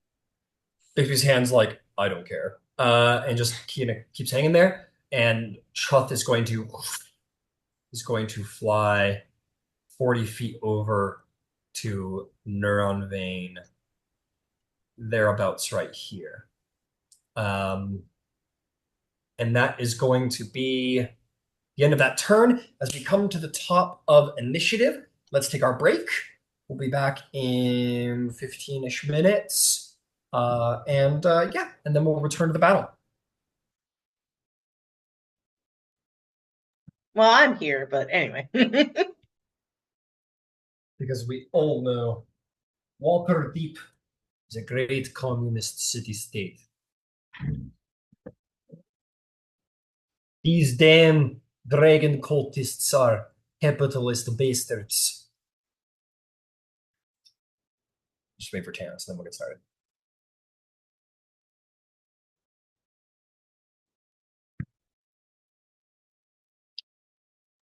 Actually, Nibble away, Star. Nibble away. actually, it was really funny. So the reason why I kind of went blank for a second earlier was my husband Adam was talking to his stepbrother, who just recently started college in September, and he's starting to date someone, and first girlfriend, and it was a little complicated, and he hasn't talked to his parents because he doesn't want to talk to them. And basically, he's going over to his girlfriend's house. And I guess he's nervous. And we were just like, just bring a condom just in case. But don't usually do that shit on your first time around, please. You've only been dating for less than a month, please. Are you not supposed to do that? Oh, okay. Yeah. Or like they've been dating for like a week or something. So we told him like, hey, don't, please. That's our opinion. We can't control you what you do, but bring a condom just in case and don't do it. Yeah. Don't have sex before you start dating, Ryan, okay? Yeah, Okay. well, they've been dating for a week or more, but Wait until marriage. Yeah, wait until The real I gotta answer. wait until marriage. yeah. I'm so excited now. No, but either way, there was another complication that we were hearing from the store, and we were Uh-oh. like, we couldn't tell him to not do it just in case, because the girlfriend used to date his roommate. So Scandalous. yeah, so it was just like, Girlfriends this could be the woman trying to pull a stunt. Trying to pull a stunt? No. Not a No, stunt. Not a kidding. stunt. Yeah, but Well, I hope no. that all works out and he doesn't have Yeah. premarital sex. We wouldn't want anybody to go to hell, would we? We wouldn't want anybody to go.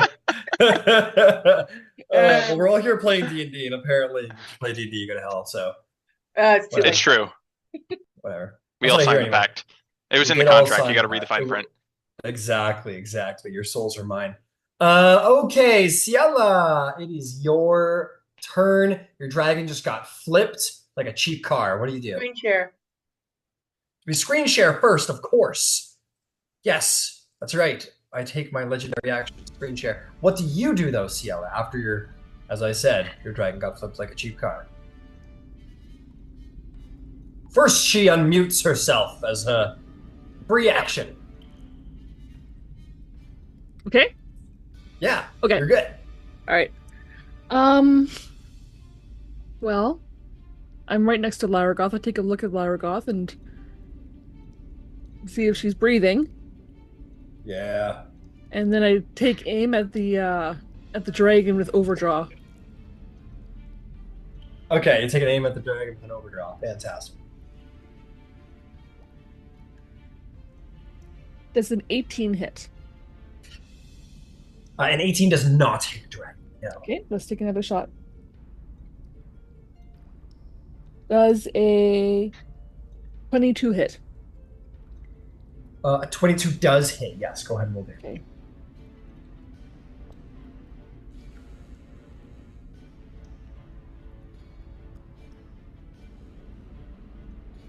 $30 damage. 30 damage. Good God. Okay, 30 damage to the dragon. Oh boy, painting a target on your back. Yep. Looks at you angrily. What next? Um,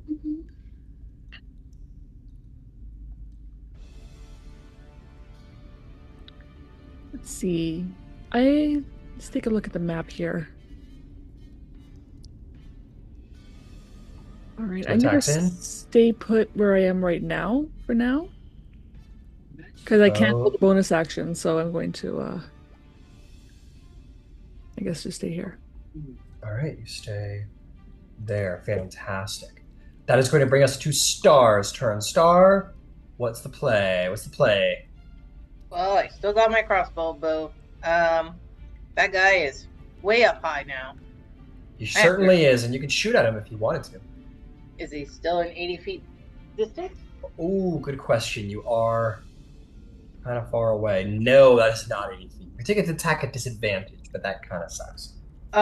Could I get a little bit closer up to before the wall of whatever? Brambles? The wall of brambles. Let's take a look. I would say it's about that line you can't see. So if you run up to 20 feet, let's take a look here. I want to check something off. Come on. Hell yeah. So let's go to here. We're going to go up. Say that's... There we go. There we go. That is the wall. There. Now I can visualize a little better. Okay, let me see. You were back here. You went 20 feet. If you went 30 feet to here, ran 30 feet across the water, you would most certainly be within range. All right, let's do that. Because I need all the non-disadvantage stuff. Got it. Straight roll attack. Go for it. All right, let's go. Please roll good. 26. 26 will hit. Go ahead and roll damage. No sneak attack, I'm afraid. Nope. All right, D4. 6 plus 5. 11 damage. 11 damage. Understood. Okay. Anything else? I really can't do much more but be like, guys, wherever you are in that thicket, be careful. Okay, fantastic. Lyragoth. Lyragoth. Forgot about Lyragoth. Yes. Lyragoth presumably gets back up on her feet with half of Yes. her walking movement. Then what? Kind of does what she did before in the water by scooping Ciela up and takes to the sky. Sure. I will say you use half your movement, Ciela, to mount up as she stands. Yeah. And then what? She moves farther away from the dragon. Right. Which way? Screen right? Yeah, screen right. Like so? And in the air more, if possible. Yeah. Yeah, you want to do like... Not too she's got far. Yeah, that's good. Okay. Fantastic. And is there anything else? Does she still have an action? Lyragoth would still have an action, yes. Okay, then I'm going to dodge action. Dodge action, understood. Okay, fantastic. That'll bring us to Shroud. Is there any plan for you, Shroud? I will say that your sensor that is picking up the strange thing continues to sort of code information. And it basically will say, what will it say? essentially along the lines of hardware disk, new software update. Yeah, I'm gonna go towards that bad boy. All right, that's 5 feet. You want to dash and go 15? Yeah. Mhm. All right, dash for 15 feet gets you to right there. Nowhere fast. Yes. Sorry. I just picture all this plant growth and Shroud is like, like Yeah, absolutely. You're a little. This is literally like the Amazon where you got the machete and are like cutting your way through like tons of foliage. every time we have plant growth, I think of in was it Monsters Inc. 2 with that little slug where he's like, but like is going nowhere. Yeah. Yeah, it's kind of like that. Okay, is there anything else? I think that's it. All right, that is going to bring us to Chuth's turn. There is one person on this field of battle who is harming Chuth more than anybody, and that person needs to die. Chuth is going to. It's going to let out the most monstrous roar you ever hear that rattles your bones, but is not enough to frighten any of you, for you have all been protected by the power of Hero Feast. And then Chuth is going to fly directly at your ass, Ciela, and is going to make some attacks. And just to be sure about movement, that was about, if I'm not mistaken, it was here, so it's like 75 feet. Fuck it, Chuth doesn't give too many fucks. That's going to be here. We have a minimum 10-foot range, so we're going to go to here, giving us 20 feet of movement speed left, and more than enough to reach Ciela on the back of Lyra Goth. We're going to start with a big old bite attack. Natural one. Snaps over your shoulder. Just misses. Despite your protection from the Hero's Feast. Pretty fucking scary. Like, you saw your life flash before your eyes, and it just goes over your shoulder.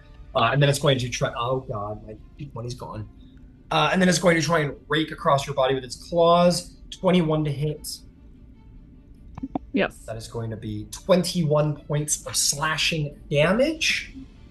And then it's going to roll well over 30 on the second claw attack for 19 points of slashing damage. I need 2 con saves for heroes for Hunter's Mark.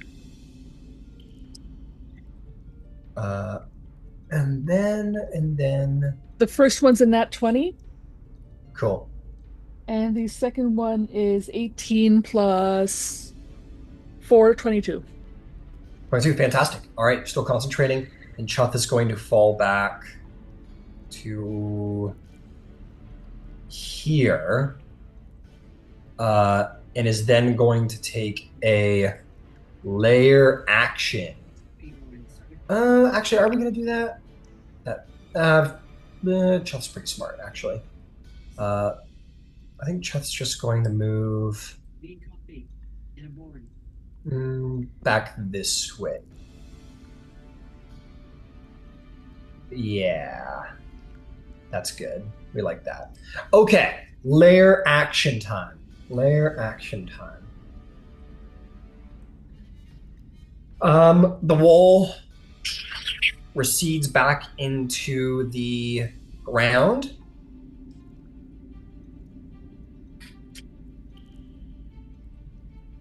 And let's see.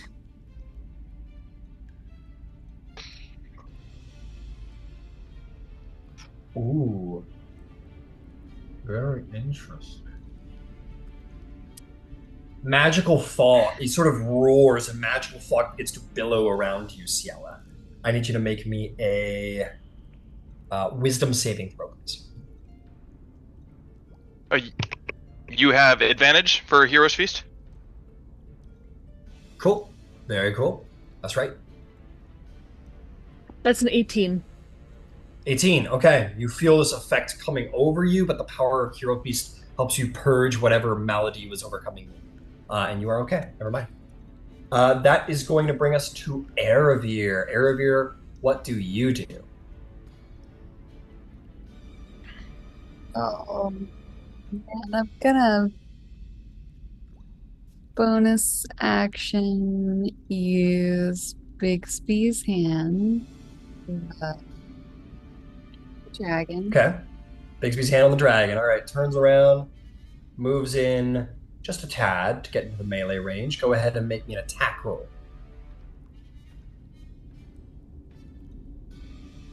Oh my God.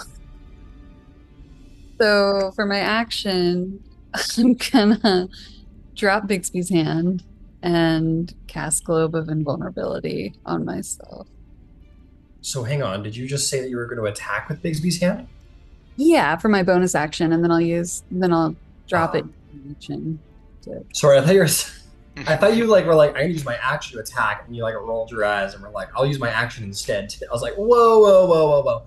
I No, understand what's going my on. bonus action, I got a 13 to hit, so it's It yeah, misses, gotcha. it's good to get another Uh, out of got it. it. And a globe of invulnerability does what? It's a 10-foot radius, so it should get me You and Helios. yeah, and any spell of fifth level or lower cast from outside the barrier can't affect creatures or objects within it. Understood. Well done. Okay. Are you and Helios moving at all? No, I guess not. Okay. Is that all for Erebir?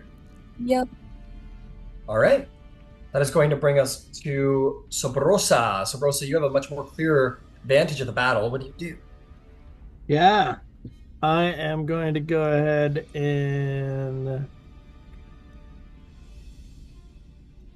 don't you do it. I'm gonna go ahead and twin spell Mind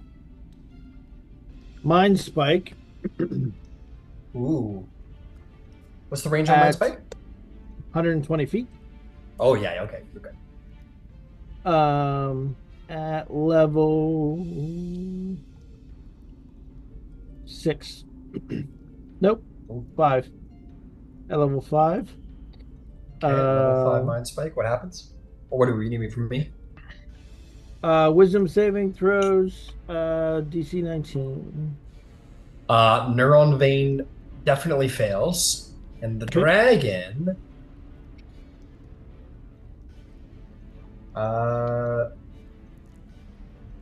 is going to 24. Okay. All right. So, Neuron Vein is going to take full damage. And I'll always know his location. As long as the two of us are on the same plane of existence. He can't become hidden from me. And if he becomes invisible, it will not benefit him in hiding. Okay. And the dragon's gonna take half damage. Okay. Is this psychic damage? It is going to be psychic damage, yes. And is this a divination spell in any way? It is. Oh, I don't know. It's a good question. Let me look. It is. Yes, divination. Okay. As you cast the spell on Neuron Vein and you attempt to penetrate into his mind and gather information, your spell shatters across his mind as you feel there is this anti-psychic wall sort of barriered across his mind and it shatters your spell across it. So no damage to Neuron. No. Interesting. The spell doesn't Okay. affect him, unfortunately. Nothing at all. Okay. All right. So then it's just going to be half damage for the dragon, which is going to be half of 37. Do we go up or down? I forget. Half of 37. We round down in D&D, so 36, so that would be 18. 18, yeah. 18 psychic 18 damage for the dragon. Dragon didn't like that. That was very mean. Very mean of you, Sobrosa. And I will hand out now I'm thinking about it. I will hand out a Bardic Inspiration to Erebir. Okay, Bardic Inspiration Aravir. Hell yeah. And I guess at this point, I'll move across the water, all the way to the opposite end of where I am, like heading. Yeah, yeah. Okay, fantastic. Okay, well done. All right, Mr. Marigold, what is the plan? You did. The plan. Man. Okay, so if I use my movement, can I be within arm's reach of Shroud? Yes, I will give it to you. Okay. I would like to move there, and I'll put a hand on Shroud's armor, and I'm Okay. going to cast Freedom of Movement. Okay. Woo! That's what we're talking about. All right, Shroud. Freedom of movement is up, my friend. Freedom of movement is up. Yeah. Would you like me to read the spell? No, I think I know what it does. It basically means like you can't be restrained, stunned, difficult terrain doesn't bother you. It's like basically Yeah. means you have complete freedom of. Yeah, unaffected by difficult terrain. Spells and magical effects can't reduce your target's speed, nor can the target be paralyzed or restrained. And you can also spend 5 feet of movement to escape from non-magical restraints, or a creature that has you grappled. You can use 5 feet of movement to escape the grapple. Fantastic. Fantastic. And- Okay. And I'll use my bonus action to move the Dawn over Nurenvein. Okay, you want to center it again? Yep. Oh man. Poor Neuron Vein. What did he ever do but slaughter a ton of innocents? Okay. The Dawn blasts down upon him again, groans angrily. If there's nothing else. That is all. Okay. All right. Give me half a moment here. Figure something out. Oh, of course. Chuth is going to use a legendary action, which will affect no one but himself. Wing attack will blast the dragon into the dawn to about, not entirely, but mostly into the dawn, about there. Which will bring us to Neuron Vein's turn, who is going to just flutter on over. He's going to use half his movement to mount the dragon. Because that's what a dragon rider does. And escapes the dawn. Okay, let's see. Saving that one.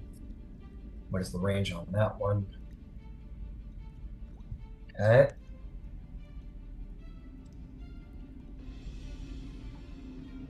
Perfect. Neuron Vein says, "An excellent trick, sister, but I need to keep you away from this." And he is going to cast a spell. And as he does so, he is going to cast a 6th level banishment. I need a. What's that? So, sorry, never mind. Go ahead. Go ahead. Okay.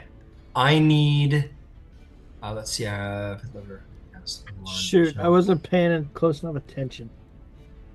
All right, guys. I need Ciela. I need Aravir. And. Oh, he's banishing all kinds of people.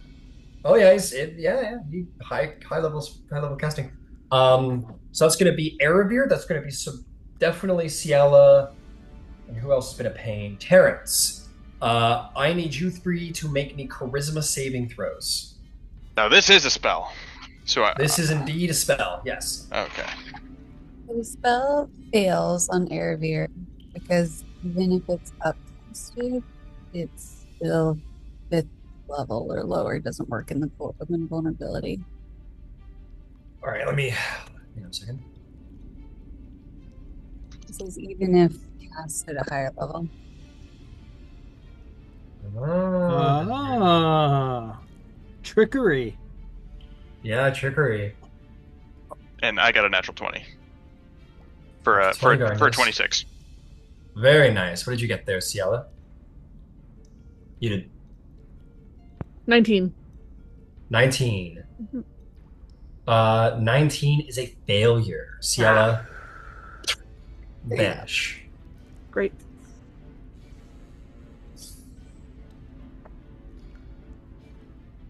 Where the fuck is it?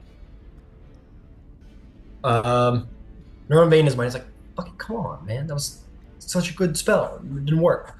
Well, most of you. In his brain. He doesn't say that aloud. And that will be that from Neuron Vein, bringing us to Ciela, who is on another plane of existence, just sort of floating through the astral. La la la la la. I need you to make me a charisma save at the end of your turn, or is it? I don't think it works that way, actually. No, I think it's Yeah, that's like that.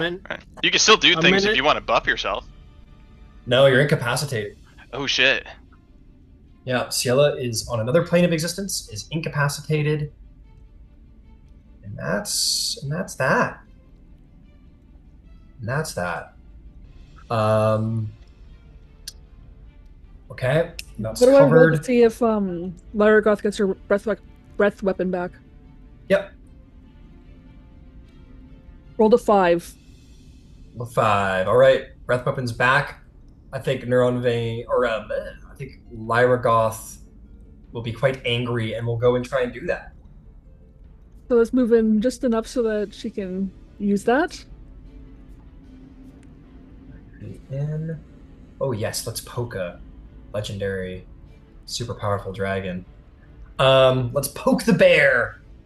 Okay, dexterity saves from both. Yes, 8. Where was it? 14. Neuron Bane succeeds. The Great Dragon succeeds as well. Both succeed. Okay.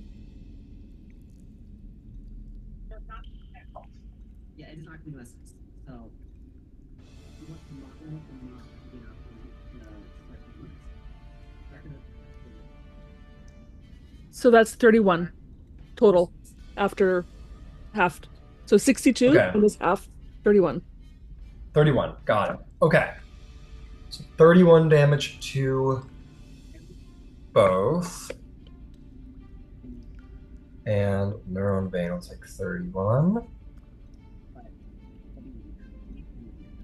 Come on, give me Neuron Bane.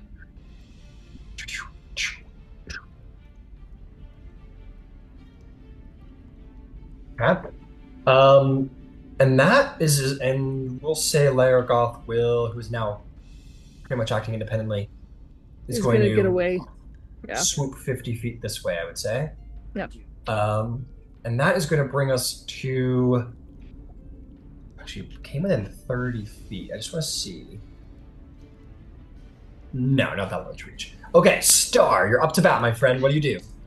I hope you guys can hear me. Can hear you, yeah. Okay, I don't have the camera on because I'm using my cell phone and I can't see where it's pointing. All right. Okay. So what am I gonna do? I guess I'm going to shoot an arrow, but I'm gonna probably have to change my directory there.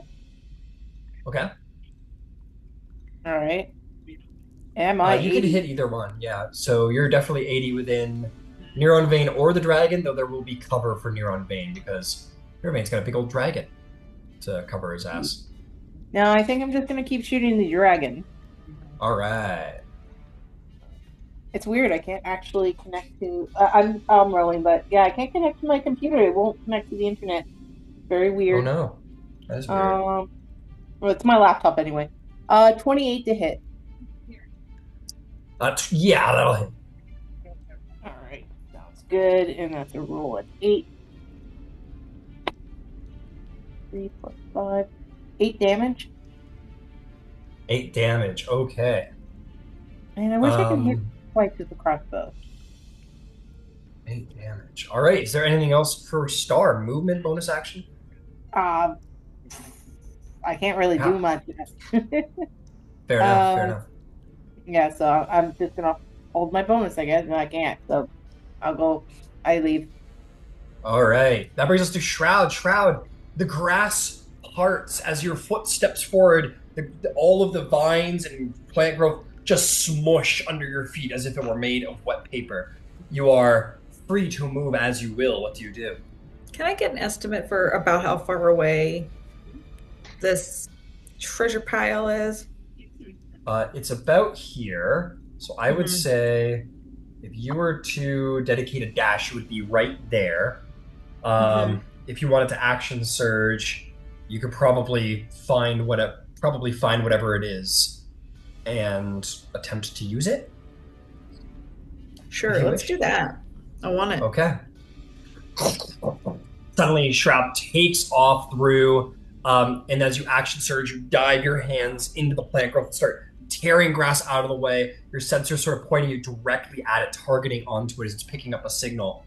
And you pull from it this strange, like, metallic device. There's a number of, like, copper wires coming out of it and, like, the end of a plug. And then a very short, like, two-part instruction sort of for installing it, if you so wish to, install it into your own hardware. And then you see like these forms of like basically like combat form upgrades that supposedly would fix your emotional state and improve it. Yeah, I'll use it. All right, you basically like put your hand under your armor, click a little switch. Under basically like where your rib cage would be, a little opens up, and you install it in there, close it, and your whole HUD shuts down. And basically the little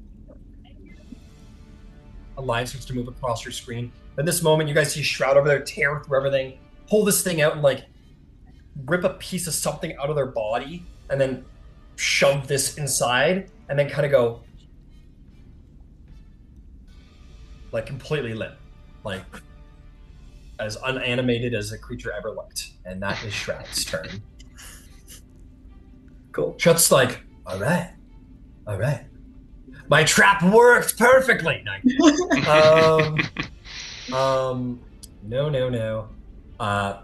Chuth says, enough playing with the food, now run, Bane.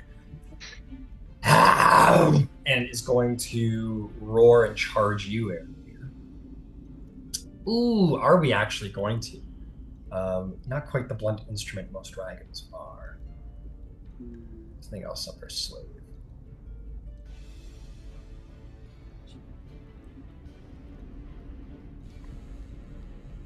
Tricky.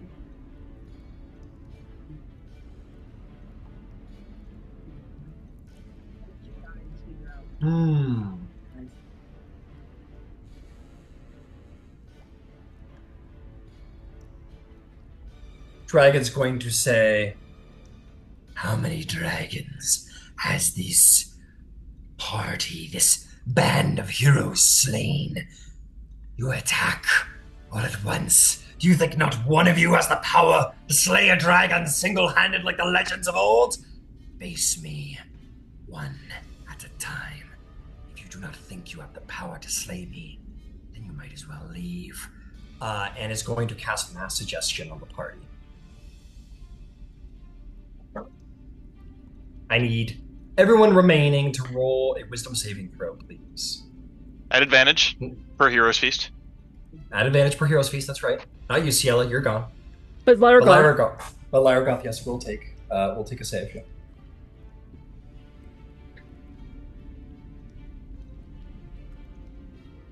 What? Come on. Oh no.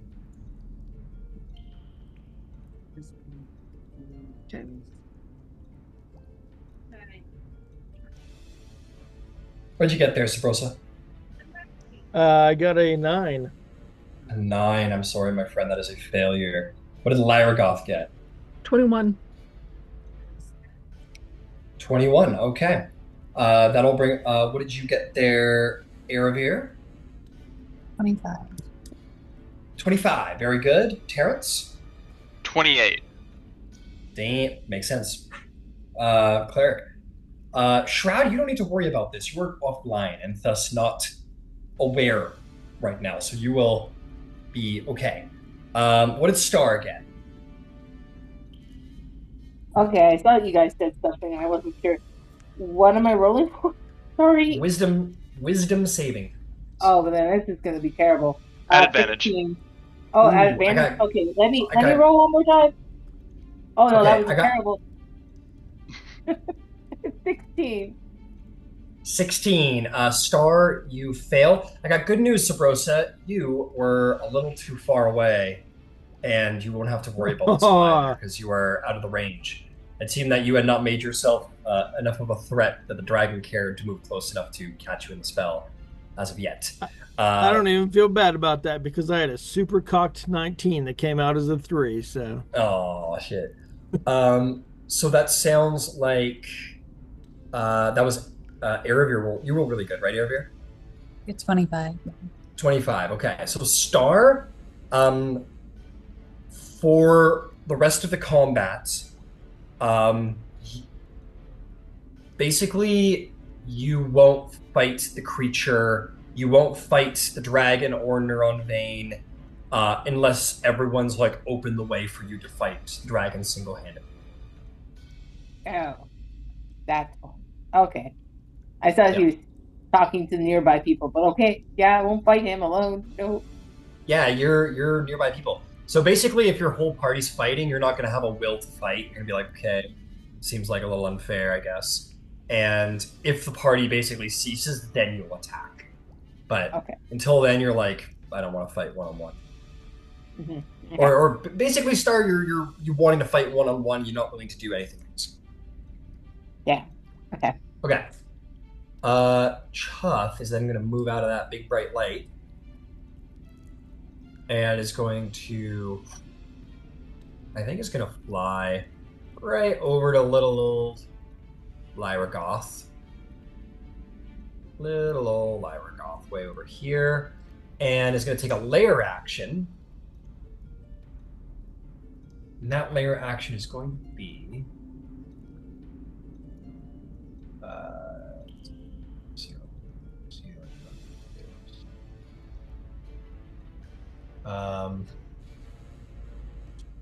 oh. I'm not too worried about that.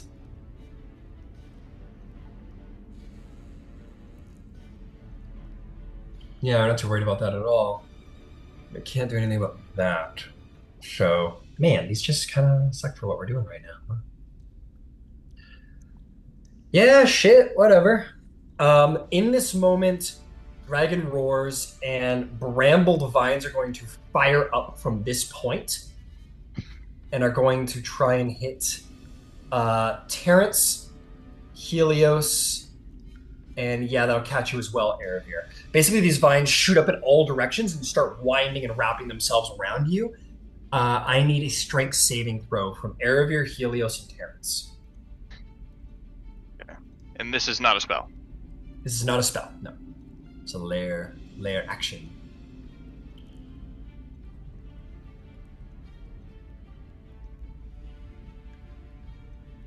Oof. I fail. I got a 7. Ooh. You, my friend, are restrained, unfortunately. Restrained. How did Helios and Aravir do?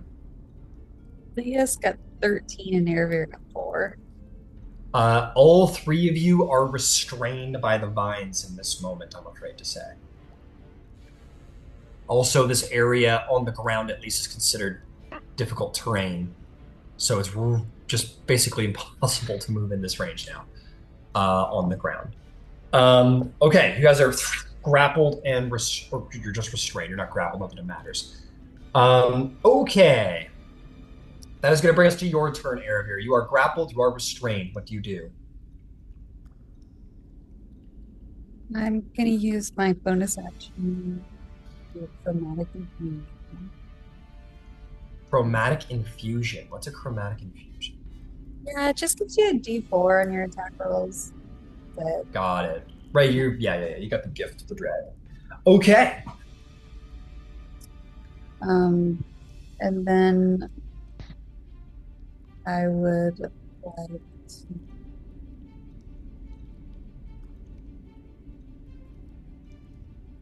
um,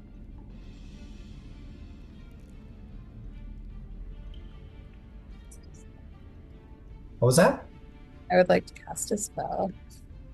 Okay. Yeah, let's counterspell that. We'll counterspell it. Yeah, counterspell. It does not go off then. That's my turn. Okay. Understood. Oh. Yeah, okay. Okie dokie. No, my mistake. No, that was a flub on Neurovrain's part. He's smarter than I am, but I fucked up. You have Global Invulnerability up. The counterspell can't function within the area of effect, right? Yeah, I guess. Yeah, that's it's cast at 5th level or lower. Okay.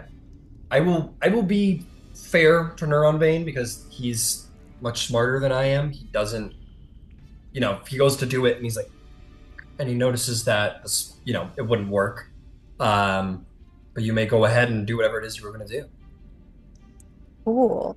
I would like to then cast Dispel Magic on Ciella's Banishment and Star's Mass Suggestion. Okay. I need you to roll some stuff. Please roll me a flat intelligence check. This will be against the Mass Suggestion. Isn't it?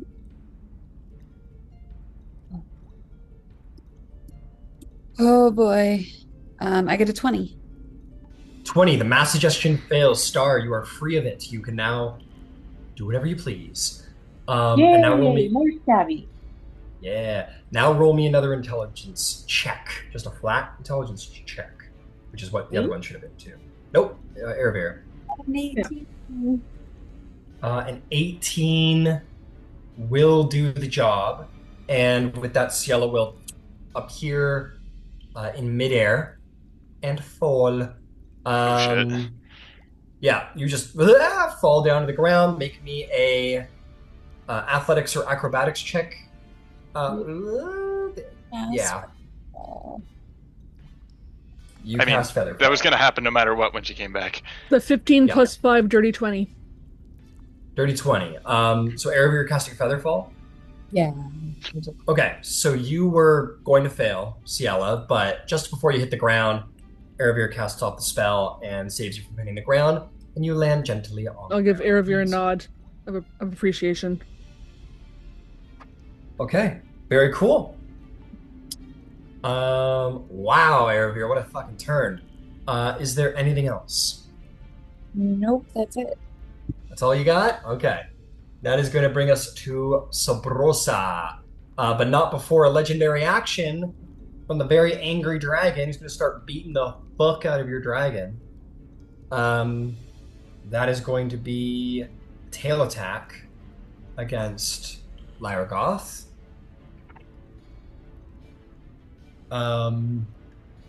Where are you? Where are you? There it is. It's going to be that time of year. Modified 20 will hit. Lyragoth is going to take 17 bludgeoning damage. Okie dokie. Now it's your turn, Sabrosa. What would you like to do? Yeah. I am going to come back. Yep. Come back this way toward the edge of the not other direction. I guess left on the screen. Like that? Yep. Yes. All right. Right under the dragon. Yeah. And I'm going to go like, oh, you want to start playing my little drum? Okay. Yeah. And then go for it. And saying words and wiggling my fingers? No? All right then. All right then. Synaptic static. Oh, fucking hate this spell. All right. I Such gave an you a annoying chance. spell. No, you're good. Such an annoying spell. Okay. I will roll to see if Neuron Vein succeeds. Wisdom save, right? Intelligence on this one. Intelligence. That will definitely be a success for the Archmage. I think that's a 28 to save. And the dragon, they're going everywhere. Dragon rolls an 18. Oh, 18 fails, unfortunately. It's a 19. All right, we'll use a legendary resistance to succeed instead. All right. All right. So successes are going to take half damage. This is psychic damage, but it is not divination. This is enchantment. I don't know if that makes a difference. The psychic damage does not. Whatever this wall is before Neuron Vein's mind, you are unable to penetrate it with your spell, and he takes no psychic damage. Got it. Okay, no psychic Dragon damage. does, though. All right, 13 for the dragon. 13 for the dragon. Well done, Sabrosa. Is there anything else for you? And I will give Bardic Inspiration to Ciela. Okay, see, I like it. Spartic Inspiration. Very nice. Okie dokie. That is going to bring us to Mr. Marigold. What would you like to do, Terrence? Let's see here. I have a plan, but I don't know if I want to enact it just yet. Really quick before I forget, Shroud, go ahead. I'm going to send you a chat.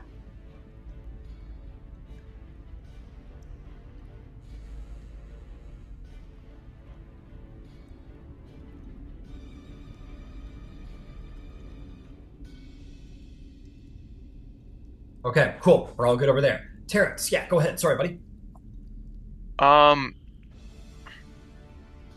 I am going to...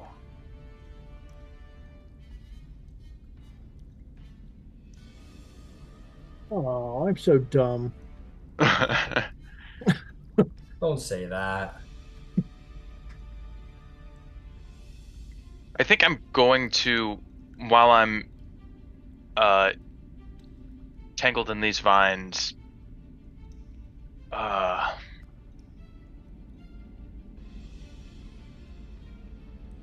going to cast a spell. Oh, okay. Oh. Oh. I'm going to cast... Yeah, sure. Counterspell. Okay. Yeah, it would be a 4th level spell. Okay. That will succeed, and the spell is canceled by Neuron. Okay. Sorry to say. Is there anything else you'd like to do there, Terrence, in your viney restraints? In my viney restraints, I will use my bonus action to harness my divine power and get a 3rd level spell slot back. Okie dokie. Go for it. All right, that's my turn. All right. Let's see here.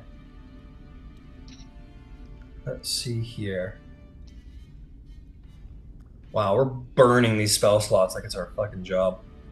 That's the idea. That's the idea.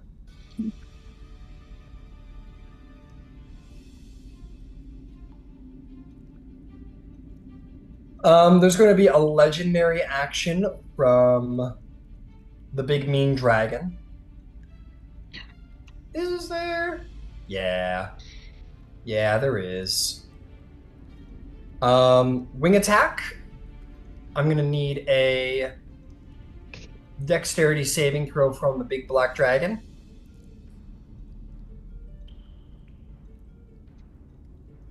+16 +2, 18. 18 is a failure. Yep.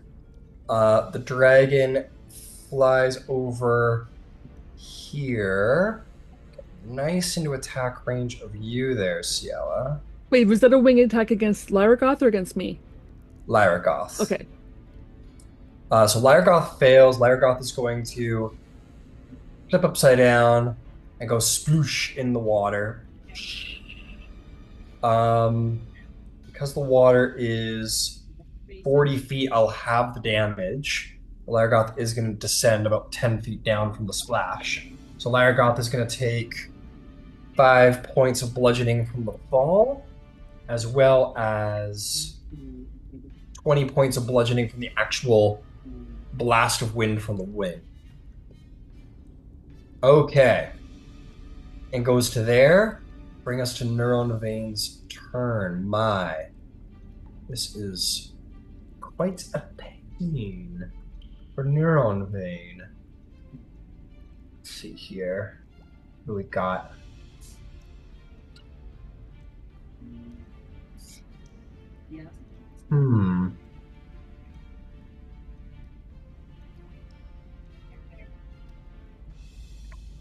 I think there's going to be some wiggly fingers.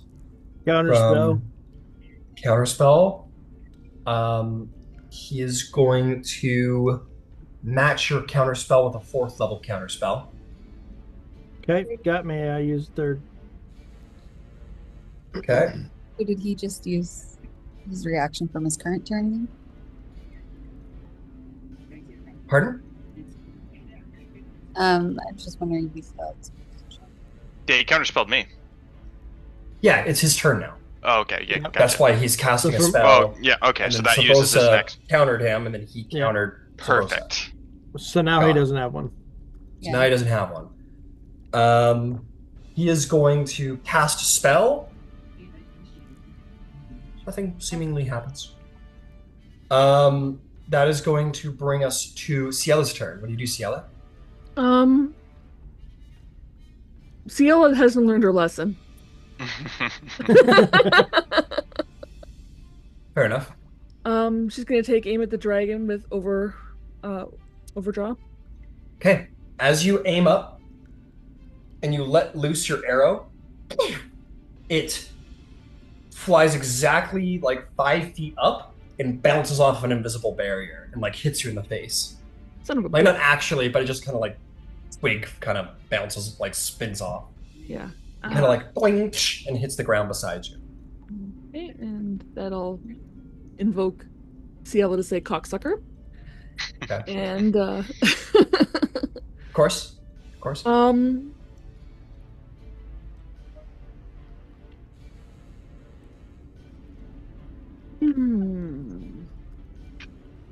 That's what you get when you prove yourself to be the most dangerous member of the party. Yeah. Let's see here. No, that's gonna go against me if I try. Actually, you know what?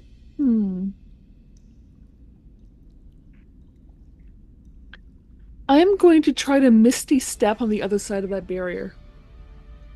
Okay. Where are you going? Which direction?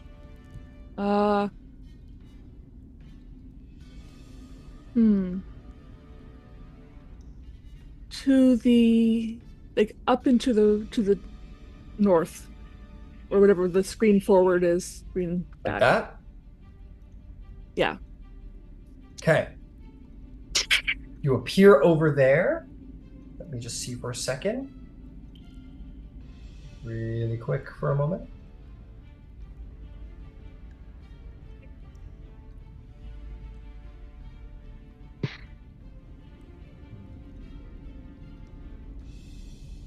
Okay. You have seen this spell before in your travels. You are a well-traveled adventurer, and as you are subjected to a wall of force, you have already learned how to beat it, and in this moment, you manage to free yourself. Okay. To the immense frustration of the Archmage Dragon. Then I'm gonna take my second shot. All right, go for it. All right, overdraw. Dirty 20. Against who? The dragon. Dirty And 20 I does also not have hit. okay, but I also okay. I guess Heartbreaker wouldn't work for that. Then I have to hit the first one. Yeah, you bounces off the armor of the dragon. It sort of like looks over at your Neuron Vein side. sort of like Tiamat, sort of growling angrily. That is going to bring us to stars. Lyragoth. Lyragoth. Can you be prone underwater? I don't know. Let me go find out. Sure. I feel like you can. Oh, okay. You're subjected as normal. Basically, she spun out underwater. She's gonna use half her swim speed to right herself. And then she's going to probably ascend up out of the water for 10 feet. So that's going to be 30 feet of movement. What does she do next? I'm gonna roll to see if she got her breath weapon back. Sure. Oh, I got a 1, so she doesn't. Right. And how much movement does she have left? She has used 30, so she's got 10 walk, swim, and 50 fly left. Okay, she's gonna go fly by Ciela. Okay. And next turn, I guess she'll go to pick her up. Got it. We'll sort of land there for 40, we'll say. Yeah. Still has an action left.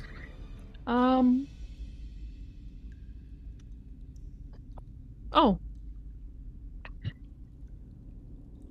Do you want to cast a spell from the Wand of Winter? yes. Ooh. Yes. There I it do. is. Forgot we had that, didn't we? I don't have the stats for that, and I didn't have it on my notes, so I gotta add it now so that she has that. Shall she cast a ray of frost? Yes. A ray of frost, a sleet storm, or an ice storm? Ray of Frost. All right, nothing wrong with a little ray of frost. Shall we cast with no charges or one charge to cast at 5th level? 1 charge. Okay. Cast a little. Largoth sort of. There's going to be a little of frost that sort of hits the side of the dragon's scales. The dragon kind of goes, just rolls its shoulder and it breaks against it. Doesn't hit, unfortunately. Largoth like looks at the wand, like looks at you across the battlefield, Erebir, like somehow it's your fault. It works for me. Then why did you get rid of it? You're giving me your junk? And that will be Lyragoth's turn, bringing us to Star. Star, you're no longer waiting for a one-on-one challenge. You can do whatever the hell you want. What do you do? Neat. God, Star probably was like, what was that weird thought in my head? Oh, right, let's continue this fight. We're a dragon. Shit. I'm gonna shoot at him again. All right, maybe a tackle. Alright, let's see if I'm lucky. Been lucky so far, but let's see.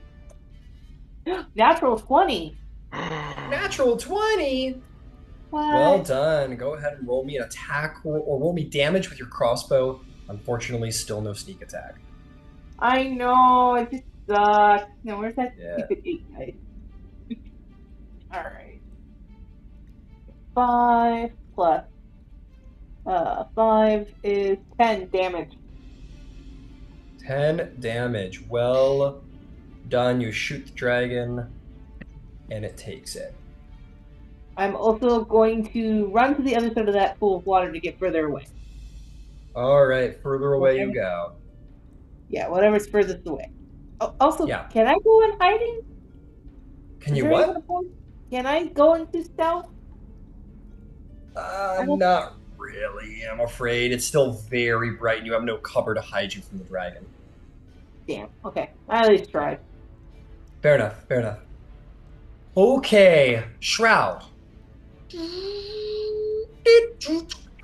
And you, like, very Matrix-esque, where, like, Neo's getting trained in the sea, and it's showing, like, all of these, like, kung fu forms, like, spinning around. That's basically what you've, like, experienced. And your software has updated in a way you didn't expect. It actually has deleted a lot of certain information about that basically blocks your ability to learn, which is very important. You realize now that there was some errors in your software that halted your ability to expand and like learn from those around you. period. It staunched your ability to sort of like, basically you realize that your unit was meant to be able to like look at the people around you, learn of their culture, their mannerisms, the way they act, and adapt to that. And you were operating at like 1 or 2%, where like you learned about like compassion very slowly and like gift giving very slowly and awkwardly. And though it's not fully 100% yet, like it's up to you where you are there. A lot of those blockages have been taken down, which has allowed you access to expand on information you've already received about fighting styles, and has allowed you to now incorporate the power of the battle master into your rage. So now you are able to incorporate all of your forms into one. It's deleted certain information that were sort of like backup archive files. You don't know what that's all about. You can expand on that if you want, if you don't. But either way, you come online, you are more combat capable, and you feel more. There's no real way to explain it other than to say you feel more you and more ready to take in what you wish to take in. And as you rise back onto the battlefield, you are a very new warbot in this moment. What would you like to do? Fuck yeah. I think as they came back online, and like Roll we're some registering, Yeah, please go ahead. was like registering what was happening. I think like they would kind of like not like a Terminator style esque, but they would kind of like kind of flex their hands and like, you know, kind of like have this mind body connection thing and like kind of Yeah. Hit some of those. Yeah, for sure. And then, yeah, I think just kind of like let everything kind of like register. And then let's see here. Dragon is still over there being super annoying. I'm gonna try and make my way to our little dragon friend. You want to dash? Yeah. You start charging through this high grass alarmingly fast. In this terrain, you should not be able to move more than like 15 feet max every couple seconds. You go like 60 feet in a couple seconds, and the dragon's like turns immediately and like very much registering you as a threat. And anybody who sees Shroud tear through the grass now, it is not Terminator anymore. It's not like, as Shroud has often been, like very, like robot, right? Very like, this is how you run, and that is the only way I know how to run. It's not like that anymore. There is something a little bit more fluid, a little more imperfect, but altogether greater about Shroud in this moment. It's difficult to explain, but it's like Shroud has something to them now. They're not just like a blank robot slate anymore. They run with a certain charisma, for all intents and purposes. They have a little bit more. It's strange, a little more personality to their intimidating run. Fantastic. What is Shred's? Okay. Isn't it 40? Do you have a 40 speed truck? Yeah, it's 40 feet. Oh, then you're 20 feet closer, my friend. Hey. If you weren't out of your action, sir, then say you should do a high jump and attack it, but it's unfortunate. You do have a bonus action. You're right under it. You want to like go into a little range? Yeah, how far, what is the distance from like where I'm standing to like to hit it? You could do a 5-foot jump and take some attack at its like tail and legs. Okay, so all right, let's see. So what I'm gonna go into a rage. All right. And a couple What does that things look like? happen there. Yeah. Yeah, so what that looks like now is completely different. No more like the unhinging of the face and all of that. I think what you would see is like they're actually gonna sprout like almost like nature, like emerging from like underneath of their plates. And you're gonna see like twisted vines and bark and like maybe like a flower here and there, but they're gonna like look completely different. And their eyes are gonna glow like a dark green. And a couple things are gonna happen. So when I go into my rage, I actually get a bonus attack with that. And there is a wisdom save that you have to make. I think it's a DC 18. For the dragon? Yeah. All right. That is going to be a 16. We will use a legendary resistance to succeed. Okay. All right. Well, then that's fine. And then, yeah, so I get one free swing with that Okay. rage as well. All right. As you do that, I want to put the flavor in there. So as Shroud goes running through the grass, like every step that Shroud takes, like grass and vines sort of like grabs onto Shroud's leg. All of it literally begins to grow as if Shroud is a conduit of like druid craft or life, and expands and sort of folds its way in, through, and around all of the pieces of plate until flowers begin to bloom across Shroud. As Shroud jumps through the air, all of nature seems to grow around him. Terrence, you do feel the will of Chantia flows in Shroud now to perhaps some small degree, but it seems that she has looked upon Shroud as well. And as They're Shroud beginning to flies believe. They're beginning to believe. And as you fly through the air, Shroud, nature sort of veils itself around you. What happens next? So then there's going to be one weapon attack, and then I'll go do whatever I'm going to do next. So that is going to be okay. That's a 30 to hit. No, it doesn't hit. Sorry. No, yeah, of course it does. Of course it does. All right, so that's going to be so many dice now. 7 plus 6 plus 3. So that's going to be 16 points of piercing damage. Okay. You stab it like right like under the rib cage in like, it's a dragon, so there's no real soft bits, but right in the belly where there's no bone, and you just like drive your hook in there, and your weight hangs off of it and rips it, and blood starts flowing out of its stomach. And it screeches in pain. And then I think then on my action, I think, let's see here. I am going to spend 3 maneuver points, and I'm going to use Tusks of the Rampaging Mammoth. So let's see Get here. on Shroud's level. So that's going to be that's going to be a 30 to hit. Okay. And then let's see here. That's going to be, where are we now? Tusks of the Raging Mammoth. 12 plus 10 plus 6. Okay, so that's going to be 28 points of damage. Jesus Christ. What are you doing to me?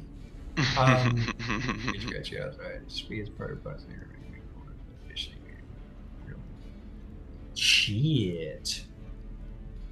I just want to get up to date on what's going on, because this is new for me too. Yeah, it's on a hit. You deal an additional 3d12 damage, and you said it's a gargantuan creature, so the push doesn't apply. Got it. So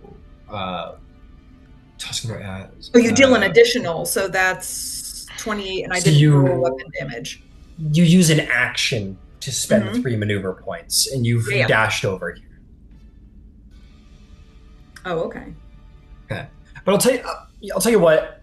We'll say as you rebooted, you got your action surge back because this is cool. Want to give Shroud the moment? It's fine.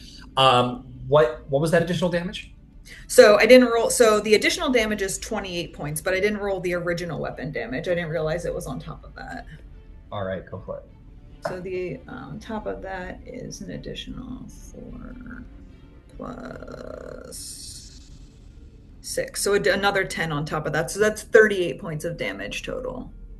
Okay, and a devastating move from Shroud absolutely just like tears, like, we'll say that what you do, Shroud, is you like stab your pick into it like an ice pick onto the side of a wall, because it's dragon skill. It doesn't rip easy. So you're like hanging off of there, and you go into like a pendulum hang. The dragon roars and looks down, and as you do so, you like kick back off of its body so that you pendulum swing like up into the air. You spin a couple times, and you come down, and as you do, you all see this like all the nature around Shroud sort of falls off in a number of like leaves and petals that basically form into like very vague shape of like the mammoth that you saw way up in the north when you helped the dwarves and the yetis and gained the alliance of giants way so long ago. That one mammoth that you helped in the wilds seems to empower Shroud in this moment. And Shroud comes down as the dragon looks up. You just slash the dragon, bring the pick like right down into its jowl, and like rip a part of its like jaw. Starts bleeding out of its mouth as you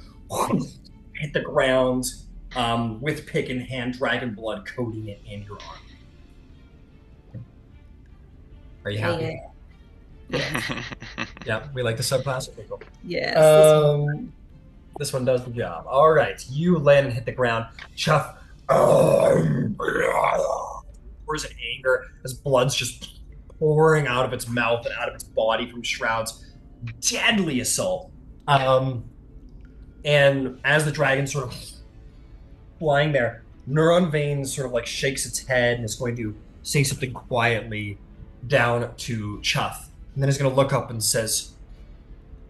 looks at you, Eravir, and will speak in Elvish again and will say, I do this for our people.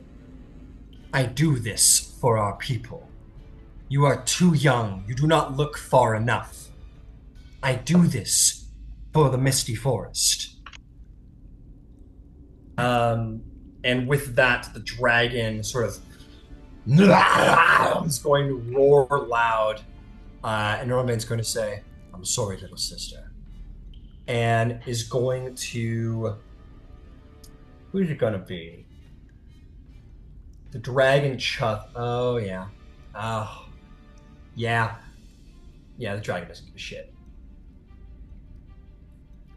Is going to...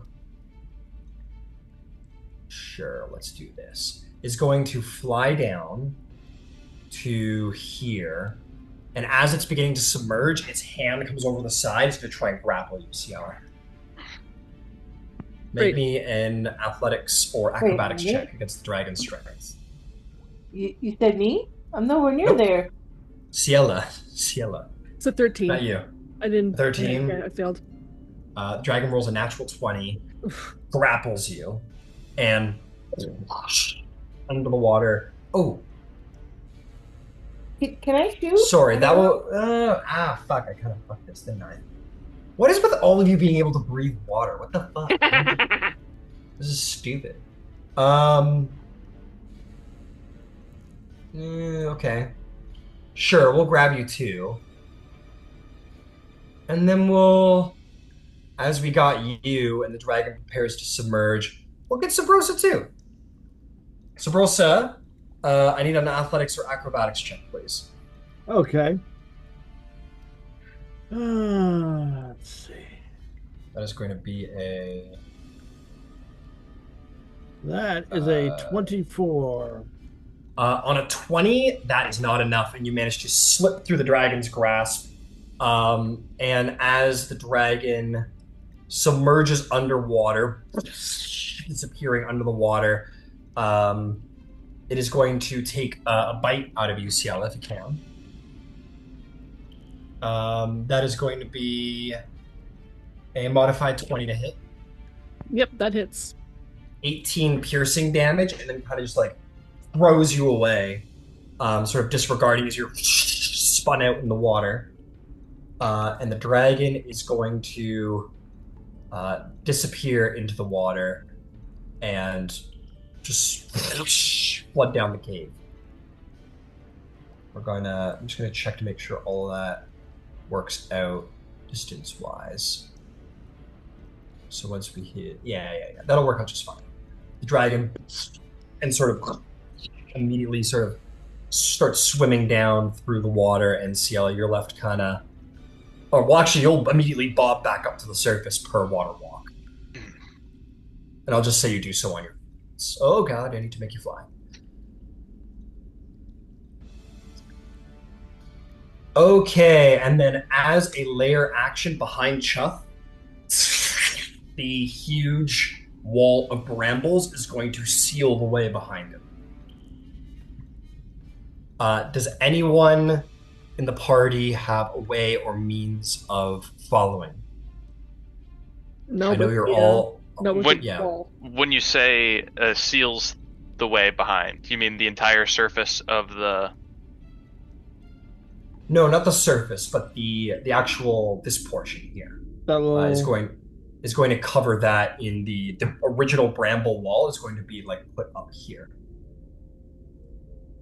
like so. Ah, I see. And you can't pass through that anyway. You can certainly try, but it looks like it would hurt, and it would be slow moving, of course, too. It's also a point that you all have water walk going, which makes it Okay. very hard to pass underwater. I might have a trick up my sleeve. Okay, Terrence has a trick, so I'm just going to go down the order then, if that's the case. Aravir, it will be your turn logistically. Would you attempt to follow or have an ability to follow with?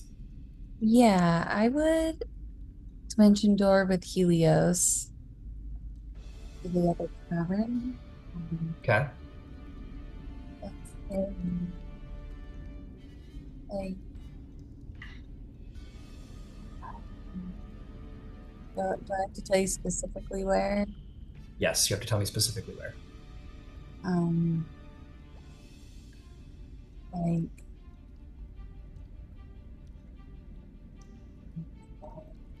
250 feet, like 20 feet above the ground. 250 feet into the cavern, 5 feet above the ground, you said? Like 20 feet above the ground. 20 feet above the ground, 250 feet into the cavern. It's you've been in the cavern and you have traveled the way. Just tell me where you want to be within the cavern itself. You don't have to give me like specific dimensions. Just tell me where you want to land. Okay.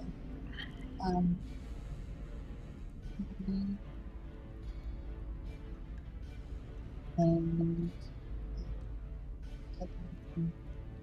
Can't hear you, Aravir. You got to speak up. Sorry, can I land towards the waterfall? Is that what I mean? Sure. You want to land like there? Yeah. Okay. Just gonna make sure you're well within range of Dimension Door.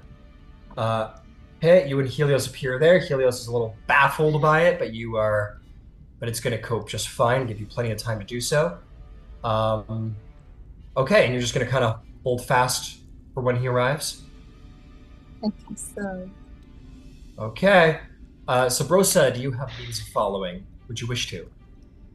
I did not have the means, so I will make my way over to see if I can tend to anybody who's been injured so far. Understood. Okay. Understood. That is going to bring us to Terrence. Do you have a means of following? Yeah. One, am I still restrained in the bramble? Not any longer. That is a good point. No, not any longer. Okay, I'm going to use my movement to, which isn't a lot, to move a little bit closer to the water. Okay.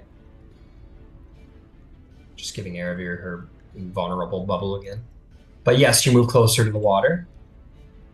And can I like see a little bit into the water?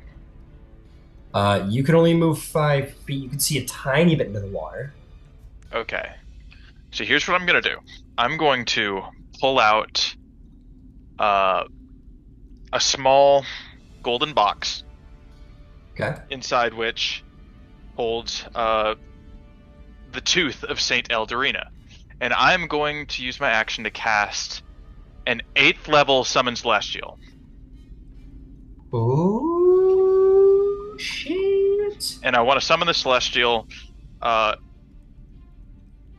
into the water, but with their head above water, so I can issue verbal commands. Understood. I'm going to go get out Summon Celestial real quick. Oh, it'll be a defender.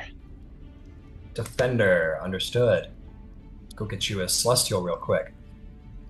You do so, and you call forth the spirit of this very saint, who he's in the water. It's fine for mechanical purposes, but for flavor, just appears up in the air, and a light sort of appears, shield and a mace in hand, and says, "Terence Marigold Jr., champion of Chontia's cause, how might I serve you?" I require from you to go into the water, through the bramble, and to slay a wicked green dragon. And so it shall be. And goes swimming in the water. So it was about here, we'll say mechanically.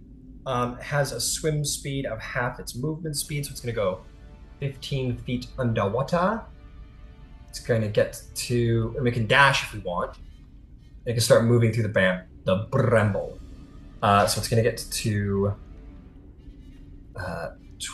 Actually, it's a very large celestial, is it not? You probably wanted to summon it at the back of the room, huh? Yeah. Okay. As close as I can. Oh boy. Come on. There's a good one. So from your perspective, Terrence, like so, with head above the water, it would move down 15 feet.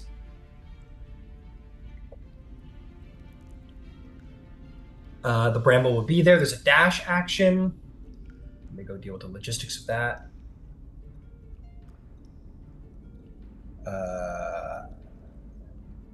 Starts moving through at half speed.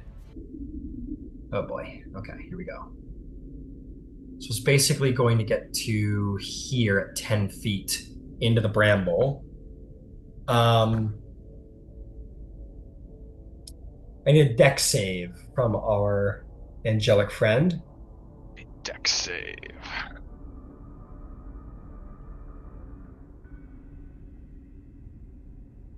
That'll be a 6. A 6. Okay. 2, 3, 8, 5, 13. That's going to be. That is going to be 21 piercing damage to the angel. Okay.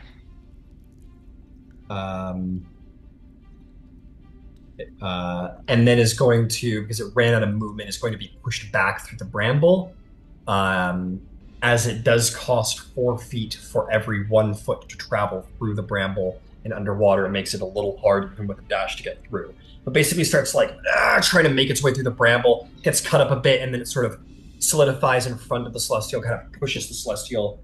Well, actually, he gets to choose which side he wants to be on, so he'll be on the other side.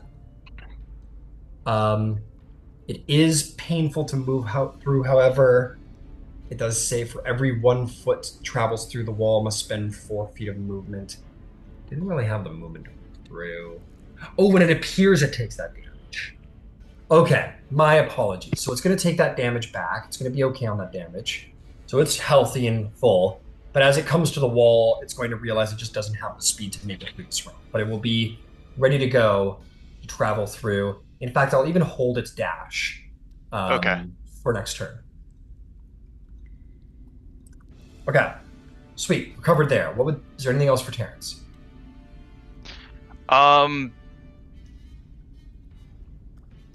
Let's see here. That is my action. That'll be my turn. Okay. What is a neuron vein up to down there? Not fucking much. We're kind of low on everything. Okay. I know what we're doing. That will bring us to Ciela. Do you have the means or ability to follow Ciela? If I didn't have water walking, yes, but no, I don't. I mean, it's probably getting close to an hour since I cast it. It is getting close, in fairness. I'm going to say, per the power of plot, you guys have a couple of minutes left. I do really like Eravir prepped and ready to confront her brother at the end of the tunnel, so per the power of plot armor or whatever, for the sake of a cool final maybe interaction, we'll say that you still got some time on that left. Okay. So if not, that will bring us to Star, who cannot travel underwater. Not with that going on. No. Trout, I imagine the same thing. Okay. And I'm pretty sure I can't drop a jar of of a bomb down there, and I'm also pretty sure I can't just use the paint and draw a door on it on the brambles. You can try. The problem is you can't get underwater, though, is the problem. Yeah, and also it's paint. You pull out paint and water. Yeah, it doesn't really fucking the game might end with the power of those paints. Who knows what might happen? Shit. You could have just drew a bigger dragon. Right? I have lost track of my dragon. What is going on here? He's dragon. Okay, let's do it this way because I can see where the fucking dragon is. Okay, dragon, come here. You were there. Travel through. Okay, up you go. Come on. Down you go. Attaboy. In the water. Nope, fucker. In the fucking water. Oh god, we're in trouble now. Okay. Make my life easier on myself. 40. We're gonna send. Okay, that makes sense. You son of a bitch. I hate you. Hate you. Okay, come on. Never mind, Chef. You can do it. You son of a bitch. Ah, he's really done it now. Oh god, where'd he go? There he is. Okay. There, stay. Sorry, guys. The dragon is irritated. I'm gonna surface up here. We got more speed than that. Okay, whatever. The dragon fucking comes up here. There. Neuron vein in the back of said dragon has made its 80-foot fly, which means, or 80 feet swim, which means it has 80 feet of fly left. We are back into the darkness. Chuff flies 80 feet to escape this lair because we're leaving. Aravir, you hear and you feel the massive beats of wind coming down the tunnel. You feel the presence of a dragon coming closer. You just feel it coming closer. You hear the sounds of its great size. Would you like to prep anything, Aravir, for the dragon's arrival? Yeah. What was that? Yeah, I would like to put a wall of force up in front of the waterfall. Okay. You put a wall of force up right behind yourself, blocking the tunnel. For this purpose, I'm going to say that the Celestial's on its way. But we're going to go to a narrative point here around the end here, as where Aravir is going to confront her brother. We're actually going to turn the balance off for a second here. I don't know what that is. Oh, that's the grim stuff. Globe wisdom. Okay, Aravir. You feel the great presence of this dragon emerging, making its way through the cave, sort of half flying as it goes to try and get to the end of this cave. And in the end, the glorious Aravir, in definitely like legends of old, Aravir astride the mighty griffin confronts her evil brother on the back of an evil dragon. Both stop. The dragon sort of... And Neuron Vein says, "No, Choth, give us this moment." He says, "I will wait no longer. In but moments, Neuron Vein. I have work to do, and this layer is spent." Neuron Vein will look over the shoulder of his dragon companion, who looks with a pain grin as blood sort of in a small waterfall pours down the side of its lip and out of its belly. It's angry, and it's tired, and it's agitated.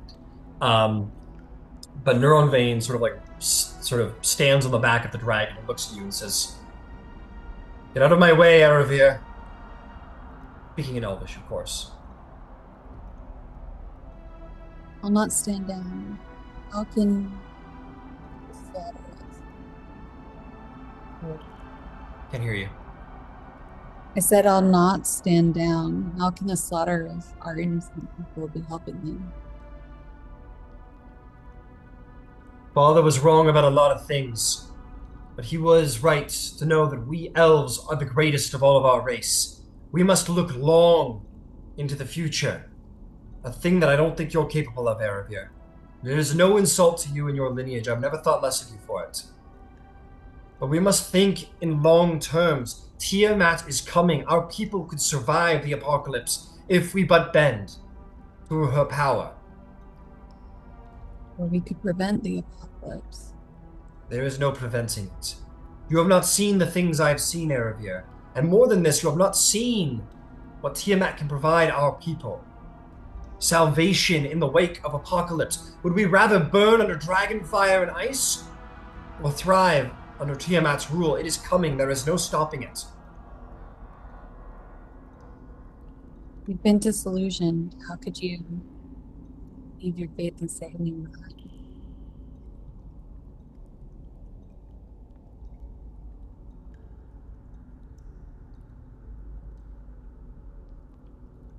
Sekhenin cannot protect our people. She has not protected our people. Neither of you. You just slaughtered them. You saw what you did to our. Only what I need to provide Tiamat what she needs to be satisfied with the elves. I have not killed every elf. I have not assaulted our capitals. I have only gone for the villages with the most. And with that loot, we provide what we need to provide to Tiamat to appease her, to know that the elves are to remain safe. That is my cause, Erebir. Many elves have died, yes, but many more will survive the apocalypse because of my actions. And you can really trust in that. You can really believe that Tiamat will spare our people. I don't believe it for a second. You are a wizard, Erebir. You have always been smart. It is but simple calculus. It is risk. But it is better than risking the annihilation of our people. Tiamat will need followers. And what better followers are there than the elves? We are a magic, long-lived race of great wisdom and knowledge. We would provide her more than any human race, any dwarvish race. We are the best servants Tiamat could possibly want. She does not want to kill her best servants. If we provide her just enough to appease her, she will spare the Misty Forest what's left of it. You're wrong.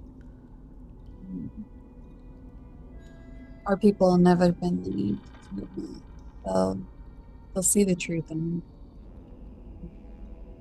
these treacherous actions, and it won't work. Brother, please, don't do this. Make a persuasion check.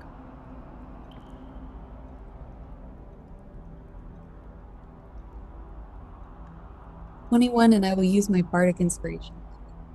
All right.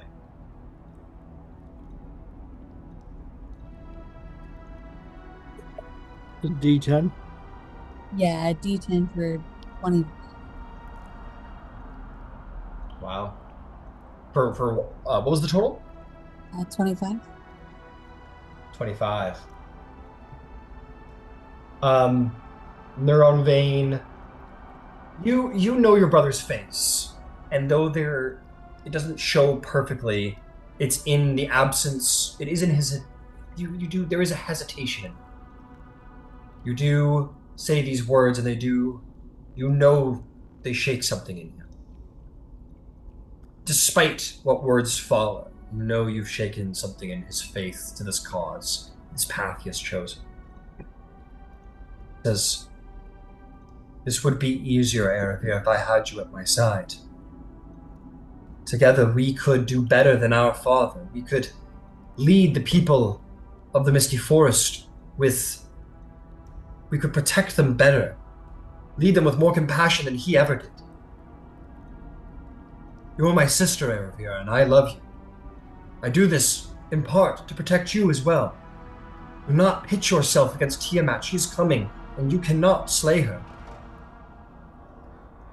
Don't let these dreams of the humans, don't let them blind you to the long-winded truth that doom is coming and we must survive it.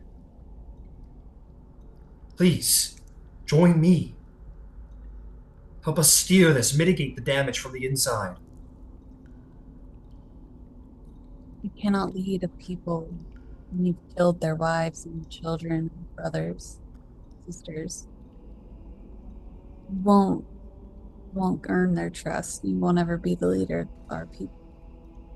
And I will prevent Tiamat from rising. But they rise anyway. Whether it's you that finds yourself on the wrong side of this war. In some ways, I'm proud of you, Aaron. Though it pains me to hear you sit on this path. You must get out of my way now. A subtle cast banishment on Hiramine.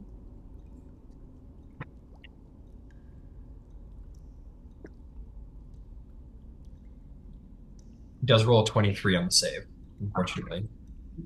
Okay. The spell sort of begins to sort of, and he will, the magic will sort of become prevalent as the spell tries to encapsulate him. And the dragon will growl. At this point, there will be the sound of beating holy wings from behind. Chut says, "This was an ambush. Foolish sentiment!" And the dragon's going to lurch forward over top of you and the griffin and fucking just eat shit against the side of the force wall. Just absolutely, like... and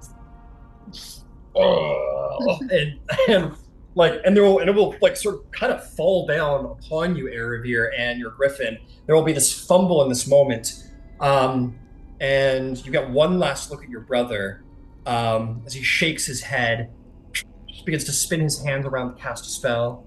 Counter spell, but I've got it, so I'm gonna use it. That's a 9th level counter spell. Your 9th level counterspelling him. Eighth level. Your 8th level counterspelling him. So he is casting teleport, and he will try and counterspell your counterspell, the highest thing he's got left, which is a 5th. So he's got to roll to try and make this successful. Oh man, this. Okay, I'm gonna let you guys see what happens. This is, and just to be clear, this is not a saving throw. This is a check, so he will not have advantage on this in any way. This is an intelligence check. Neuron Vein has +5, so he needs to beat. This is an 8th level. This is if I'm not mistaken, this is a DC 18. Yes, this is a DC 18 check. He needs to roll a 13 or higher on the dice to successfully counterspell Eravir. 13 or higher. That's caught. It looked like a 7 to me. That is an 8, and that is a failure. Oh, good. Oh man, in a duel of the siblings, spells crackle. He tries to cast a spell. As you counterspell him, your magic flies towards his hand. He brings up a barrier of counterspell to split your spell. He doesn't expect the amount of power you poured into it. He pours everything he's got into this counterspell. It shatters against yours. Shatters in his face. The spell, your counterspell, hits his magic and sort of breaks the dilation of his fingers. And in this moment, the teleport is gone. He has lost his 7th and final 5th level spell. We're going to, in this moment, re-enter initiative, but it is going to be Eravir, and it is going to be Terrence's Divine Scent. angel to finish this battle.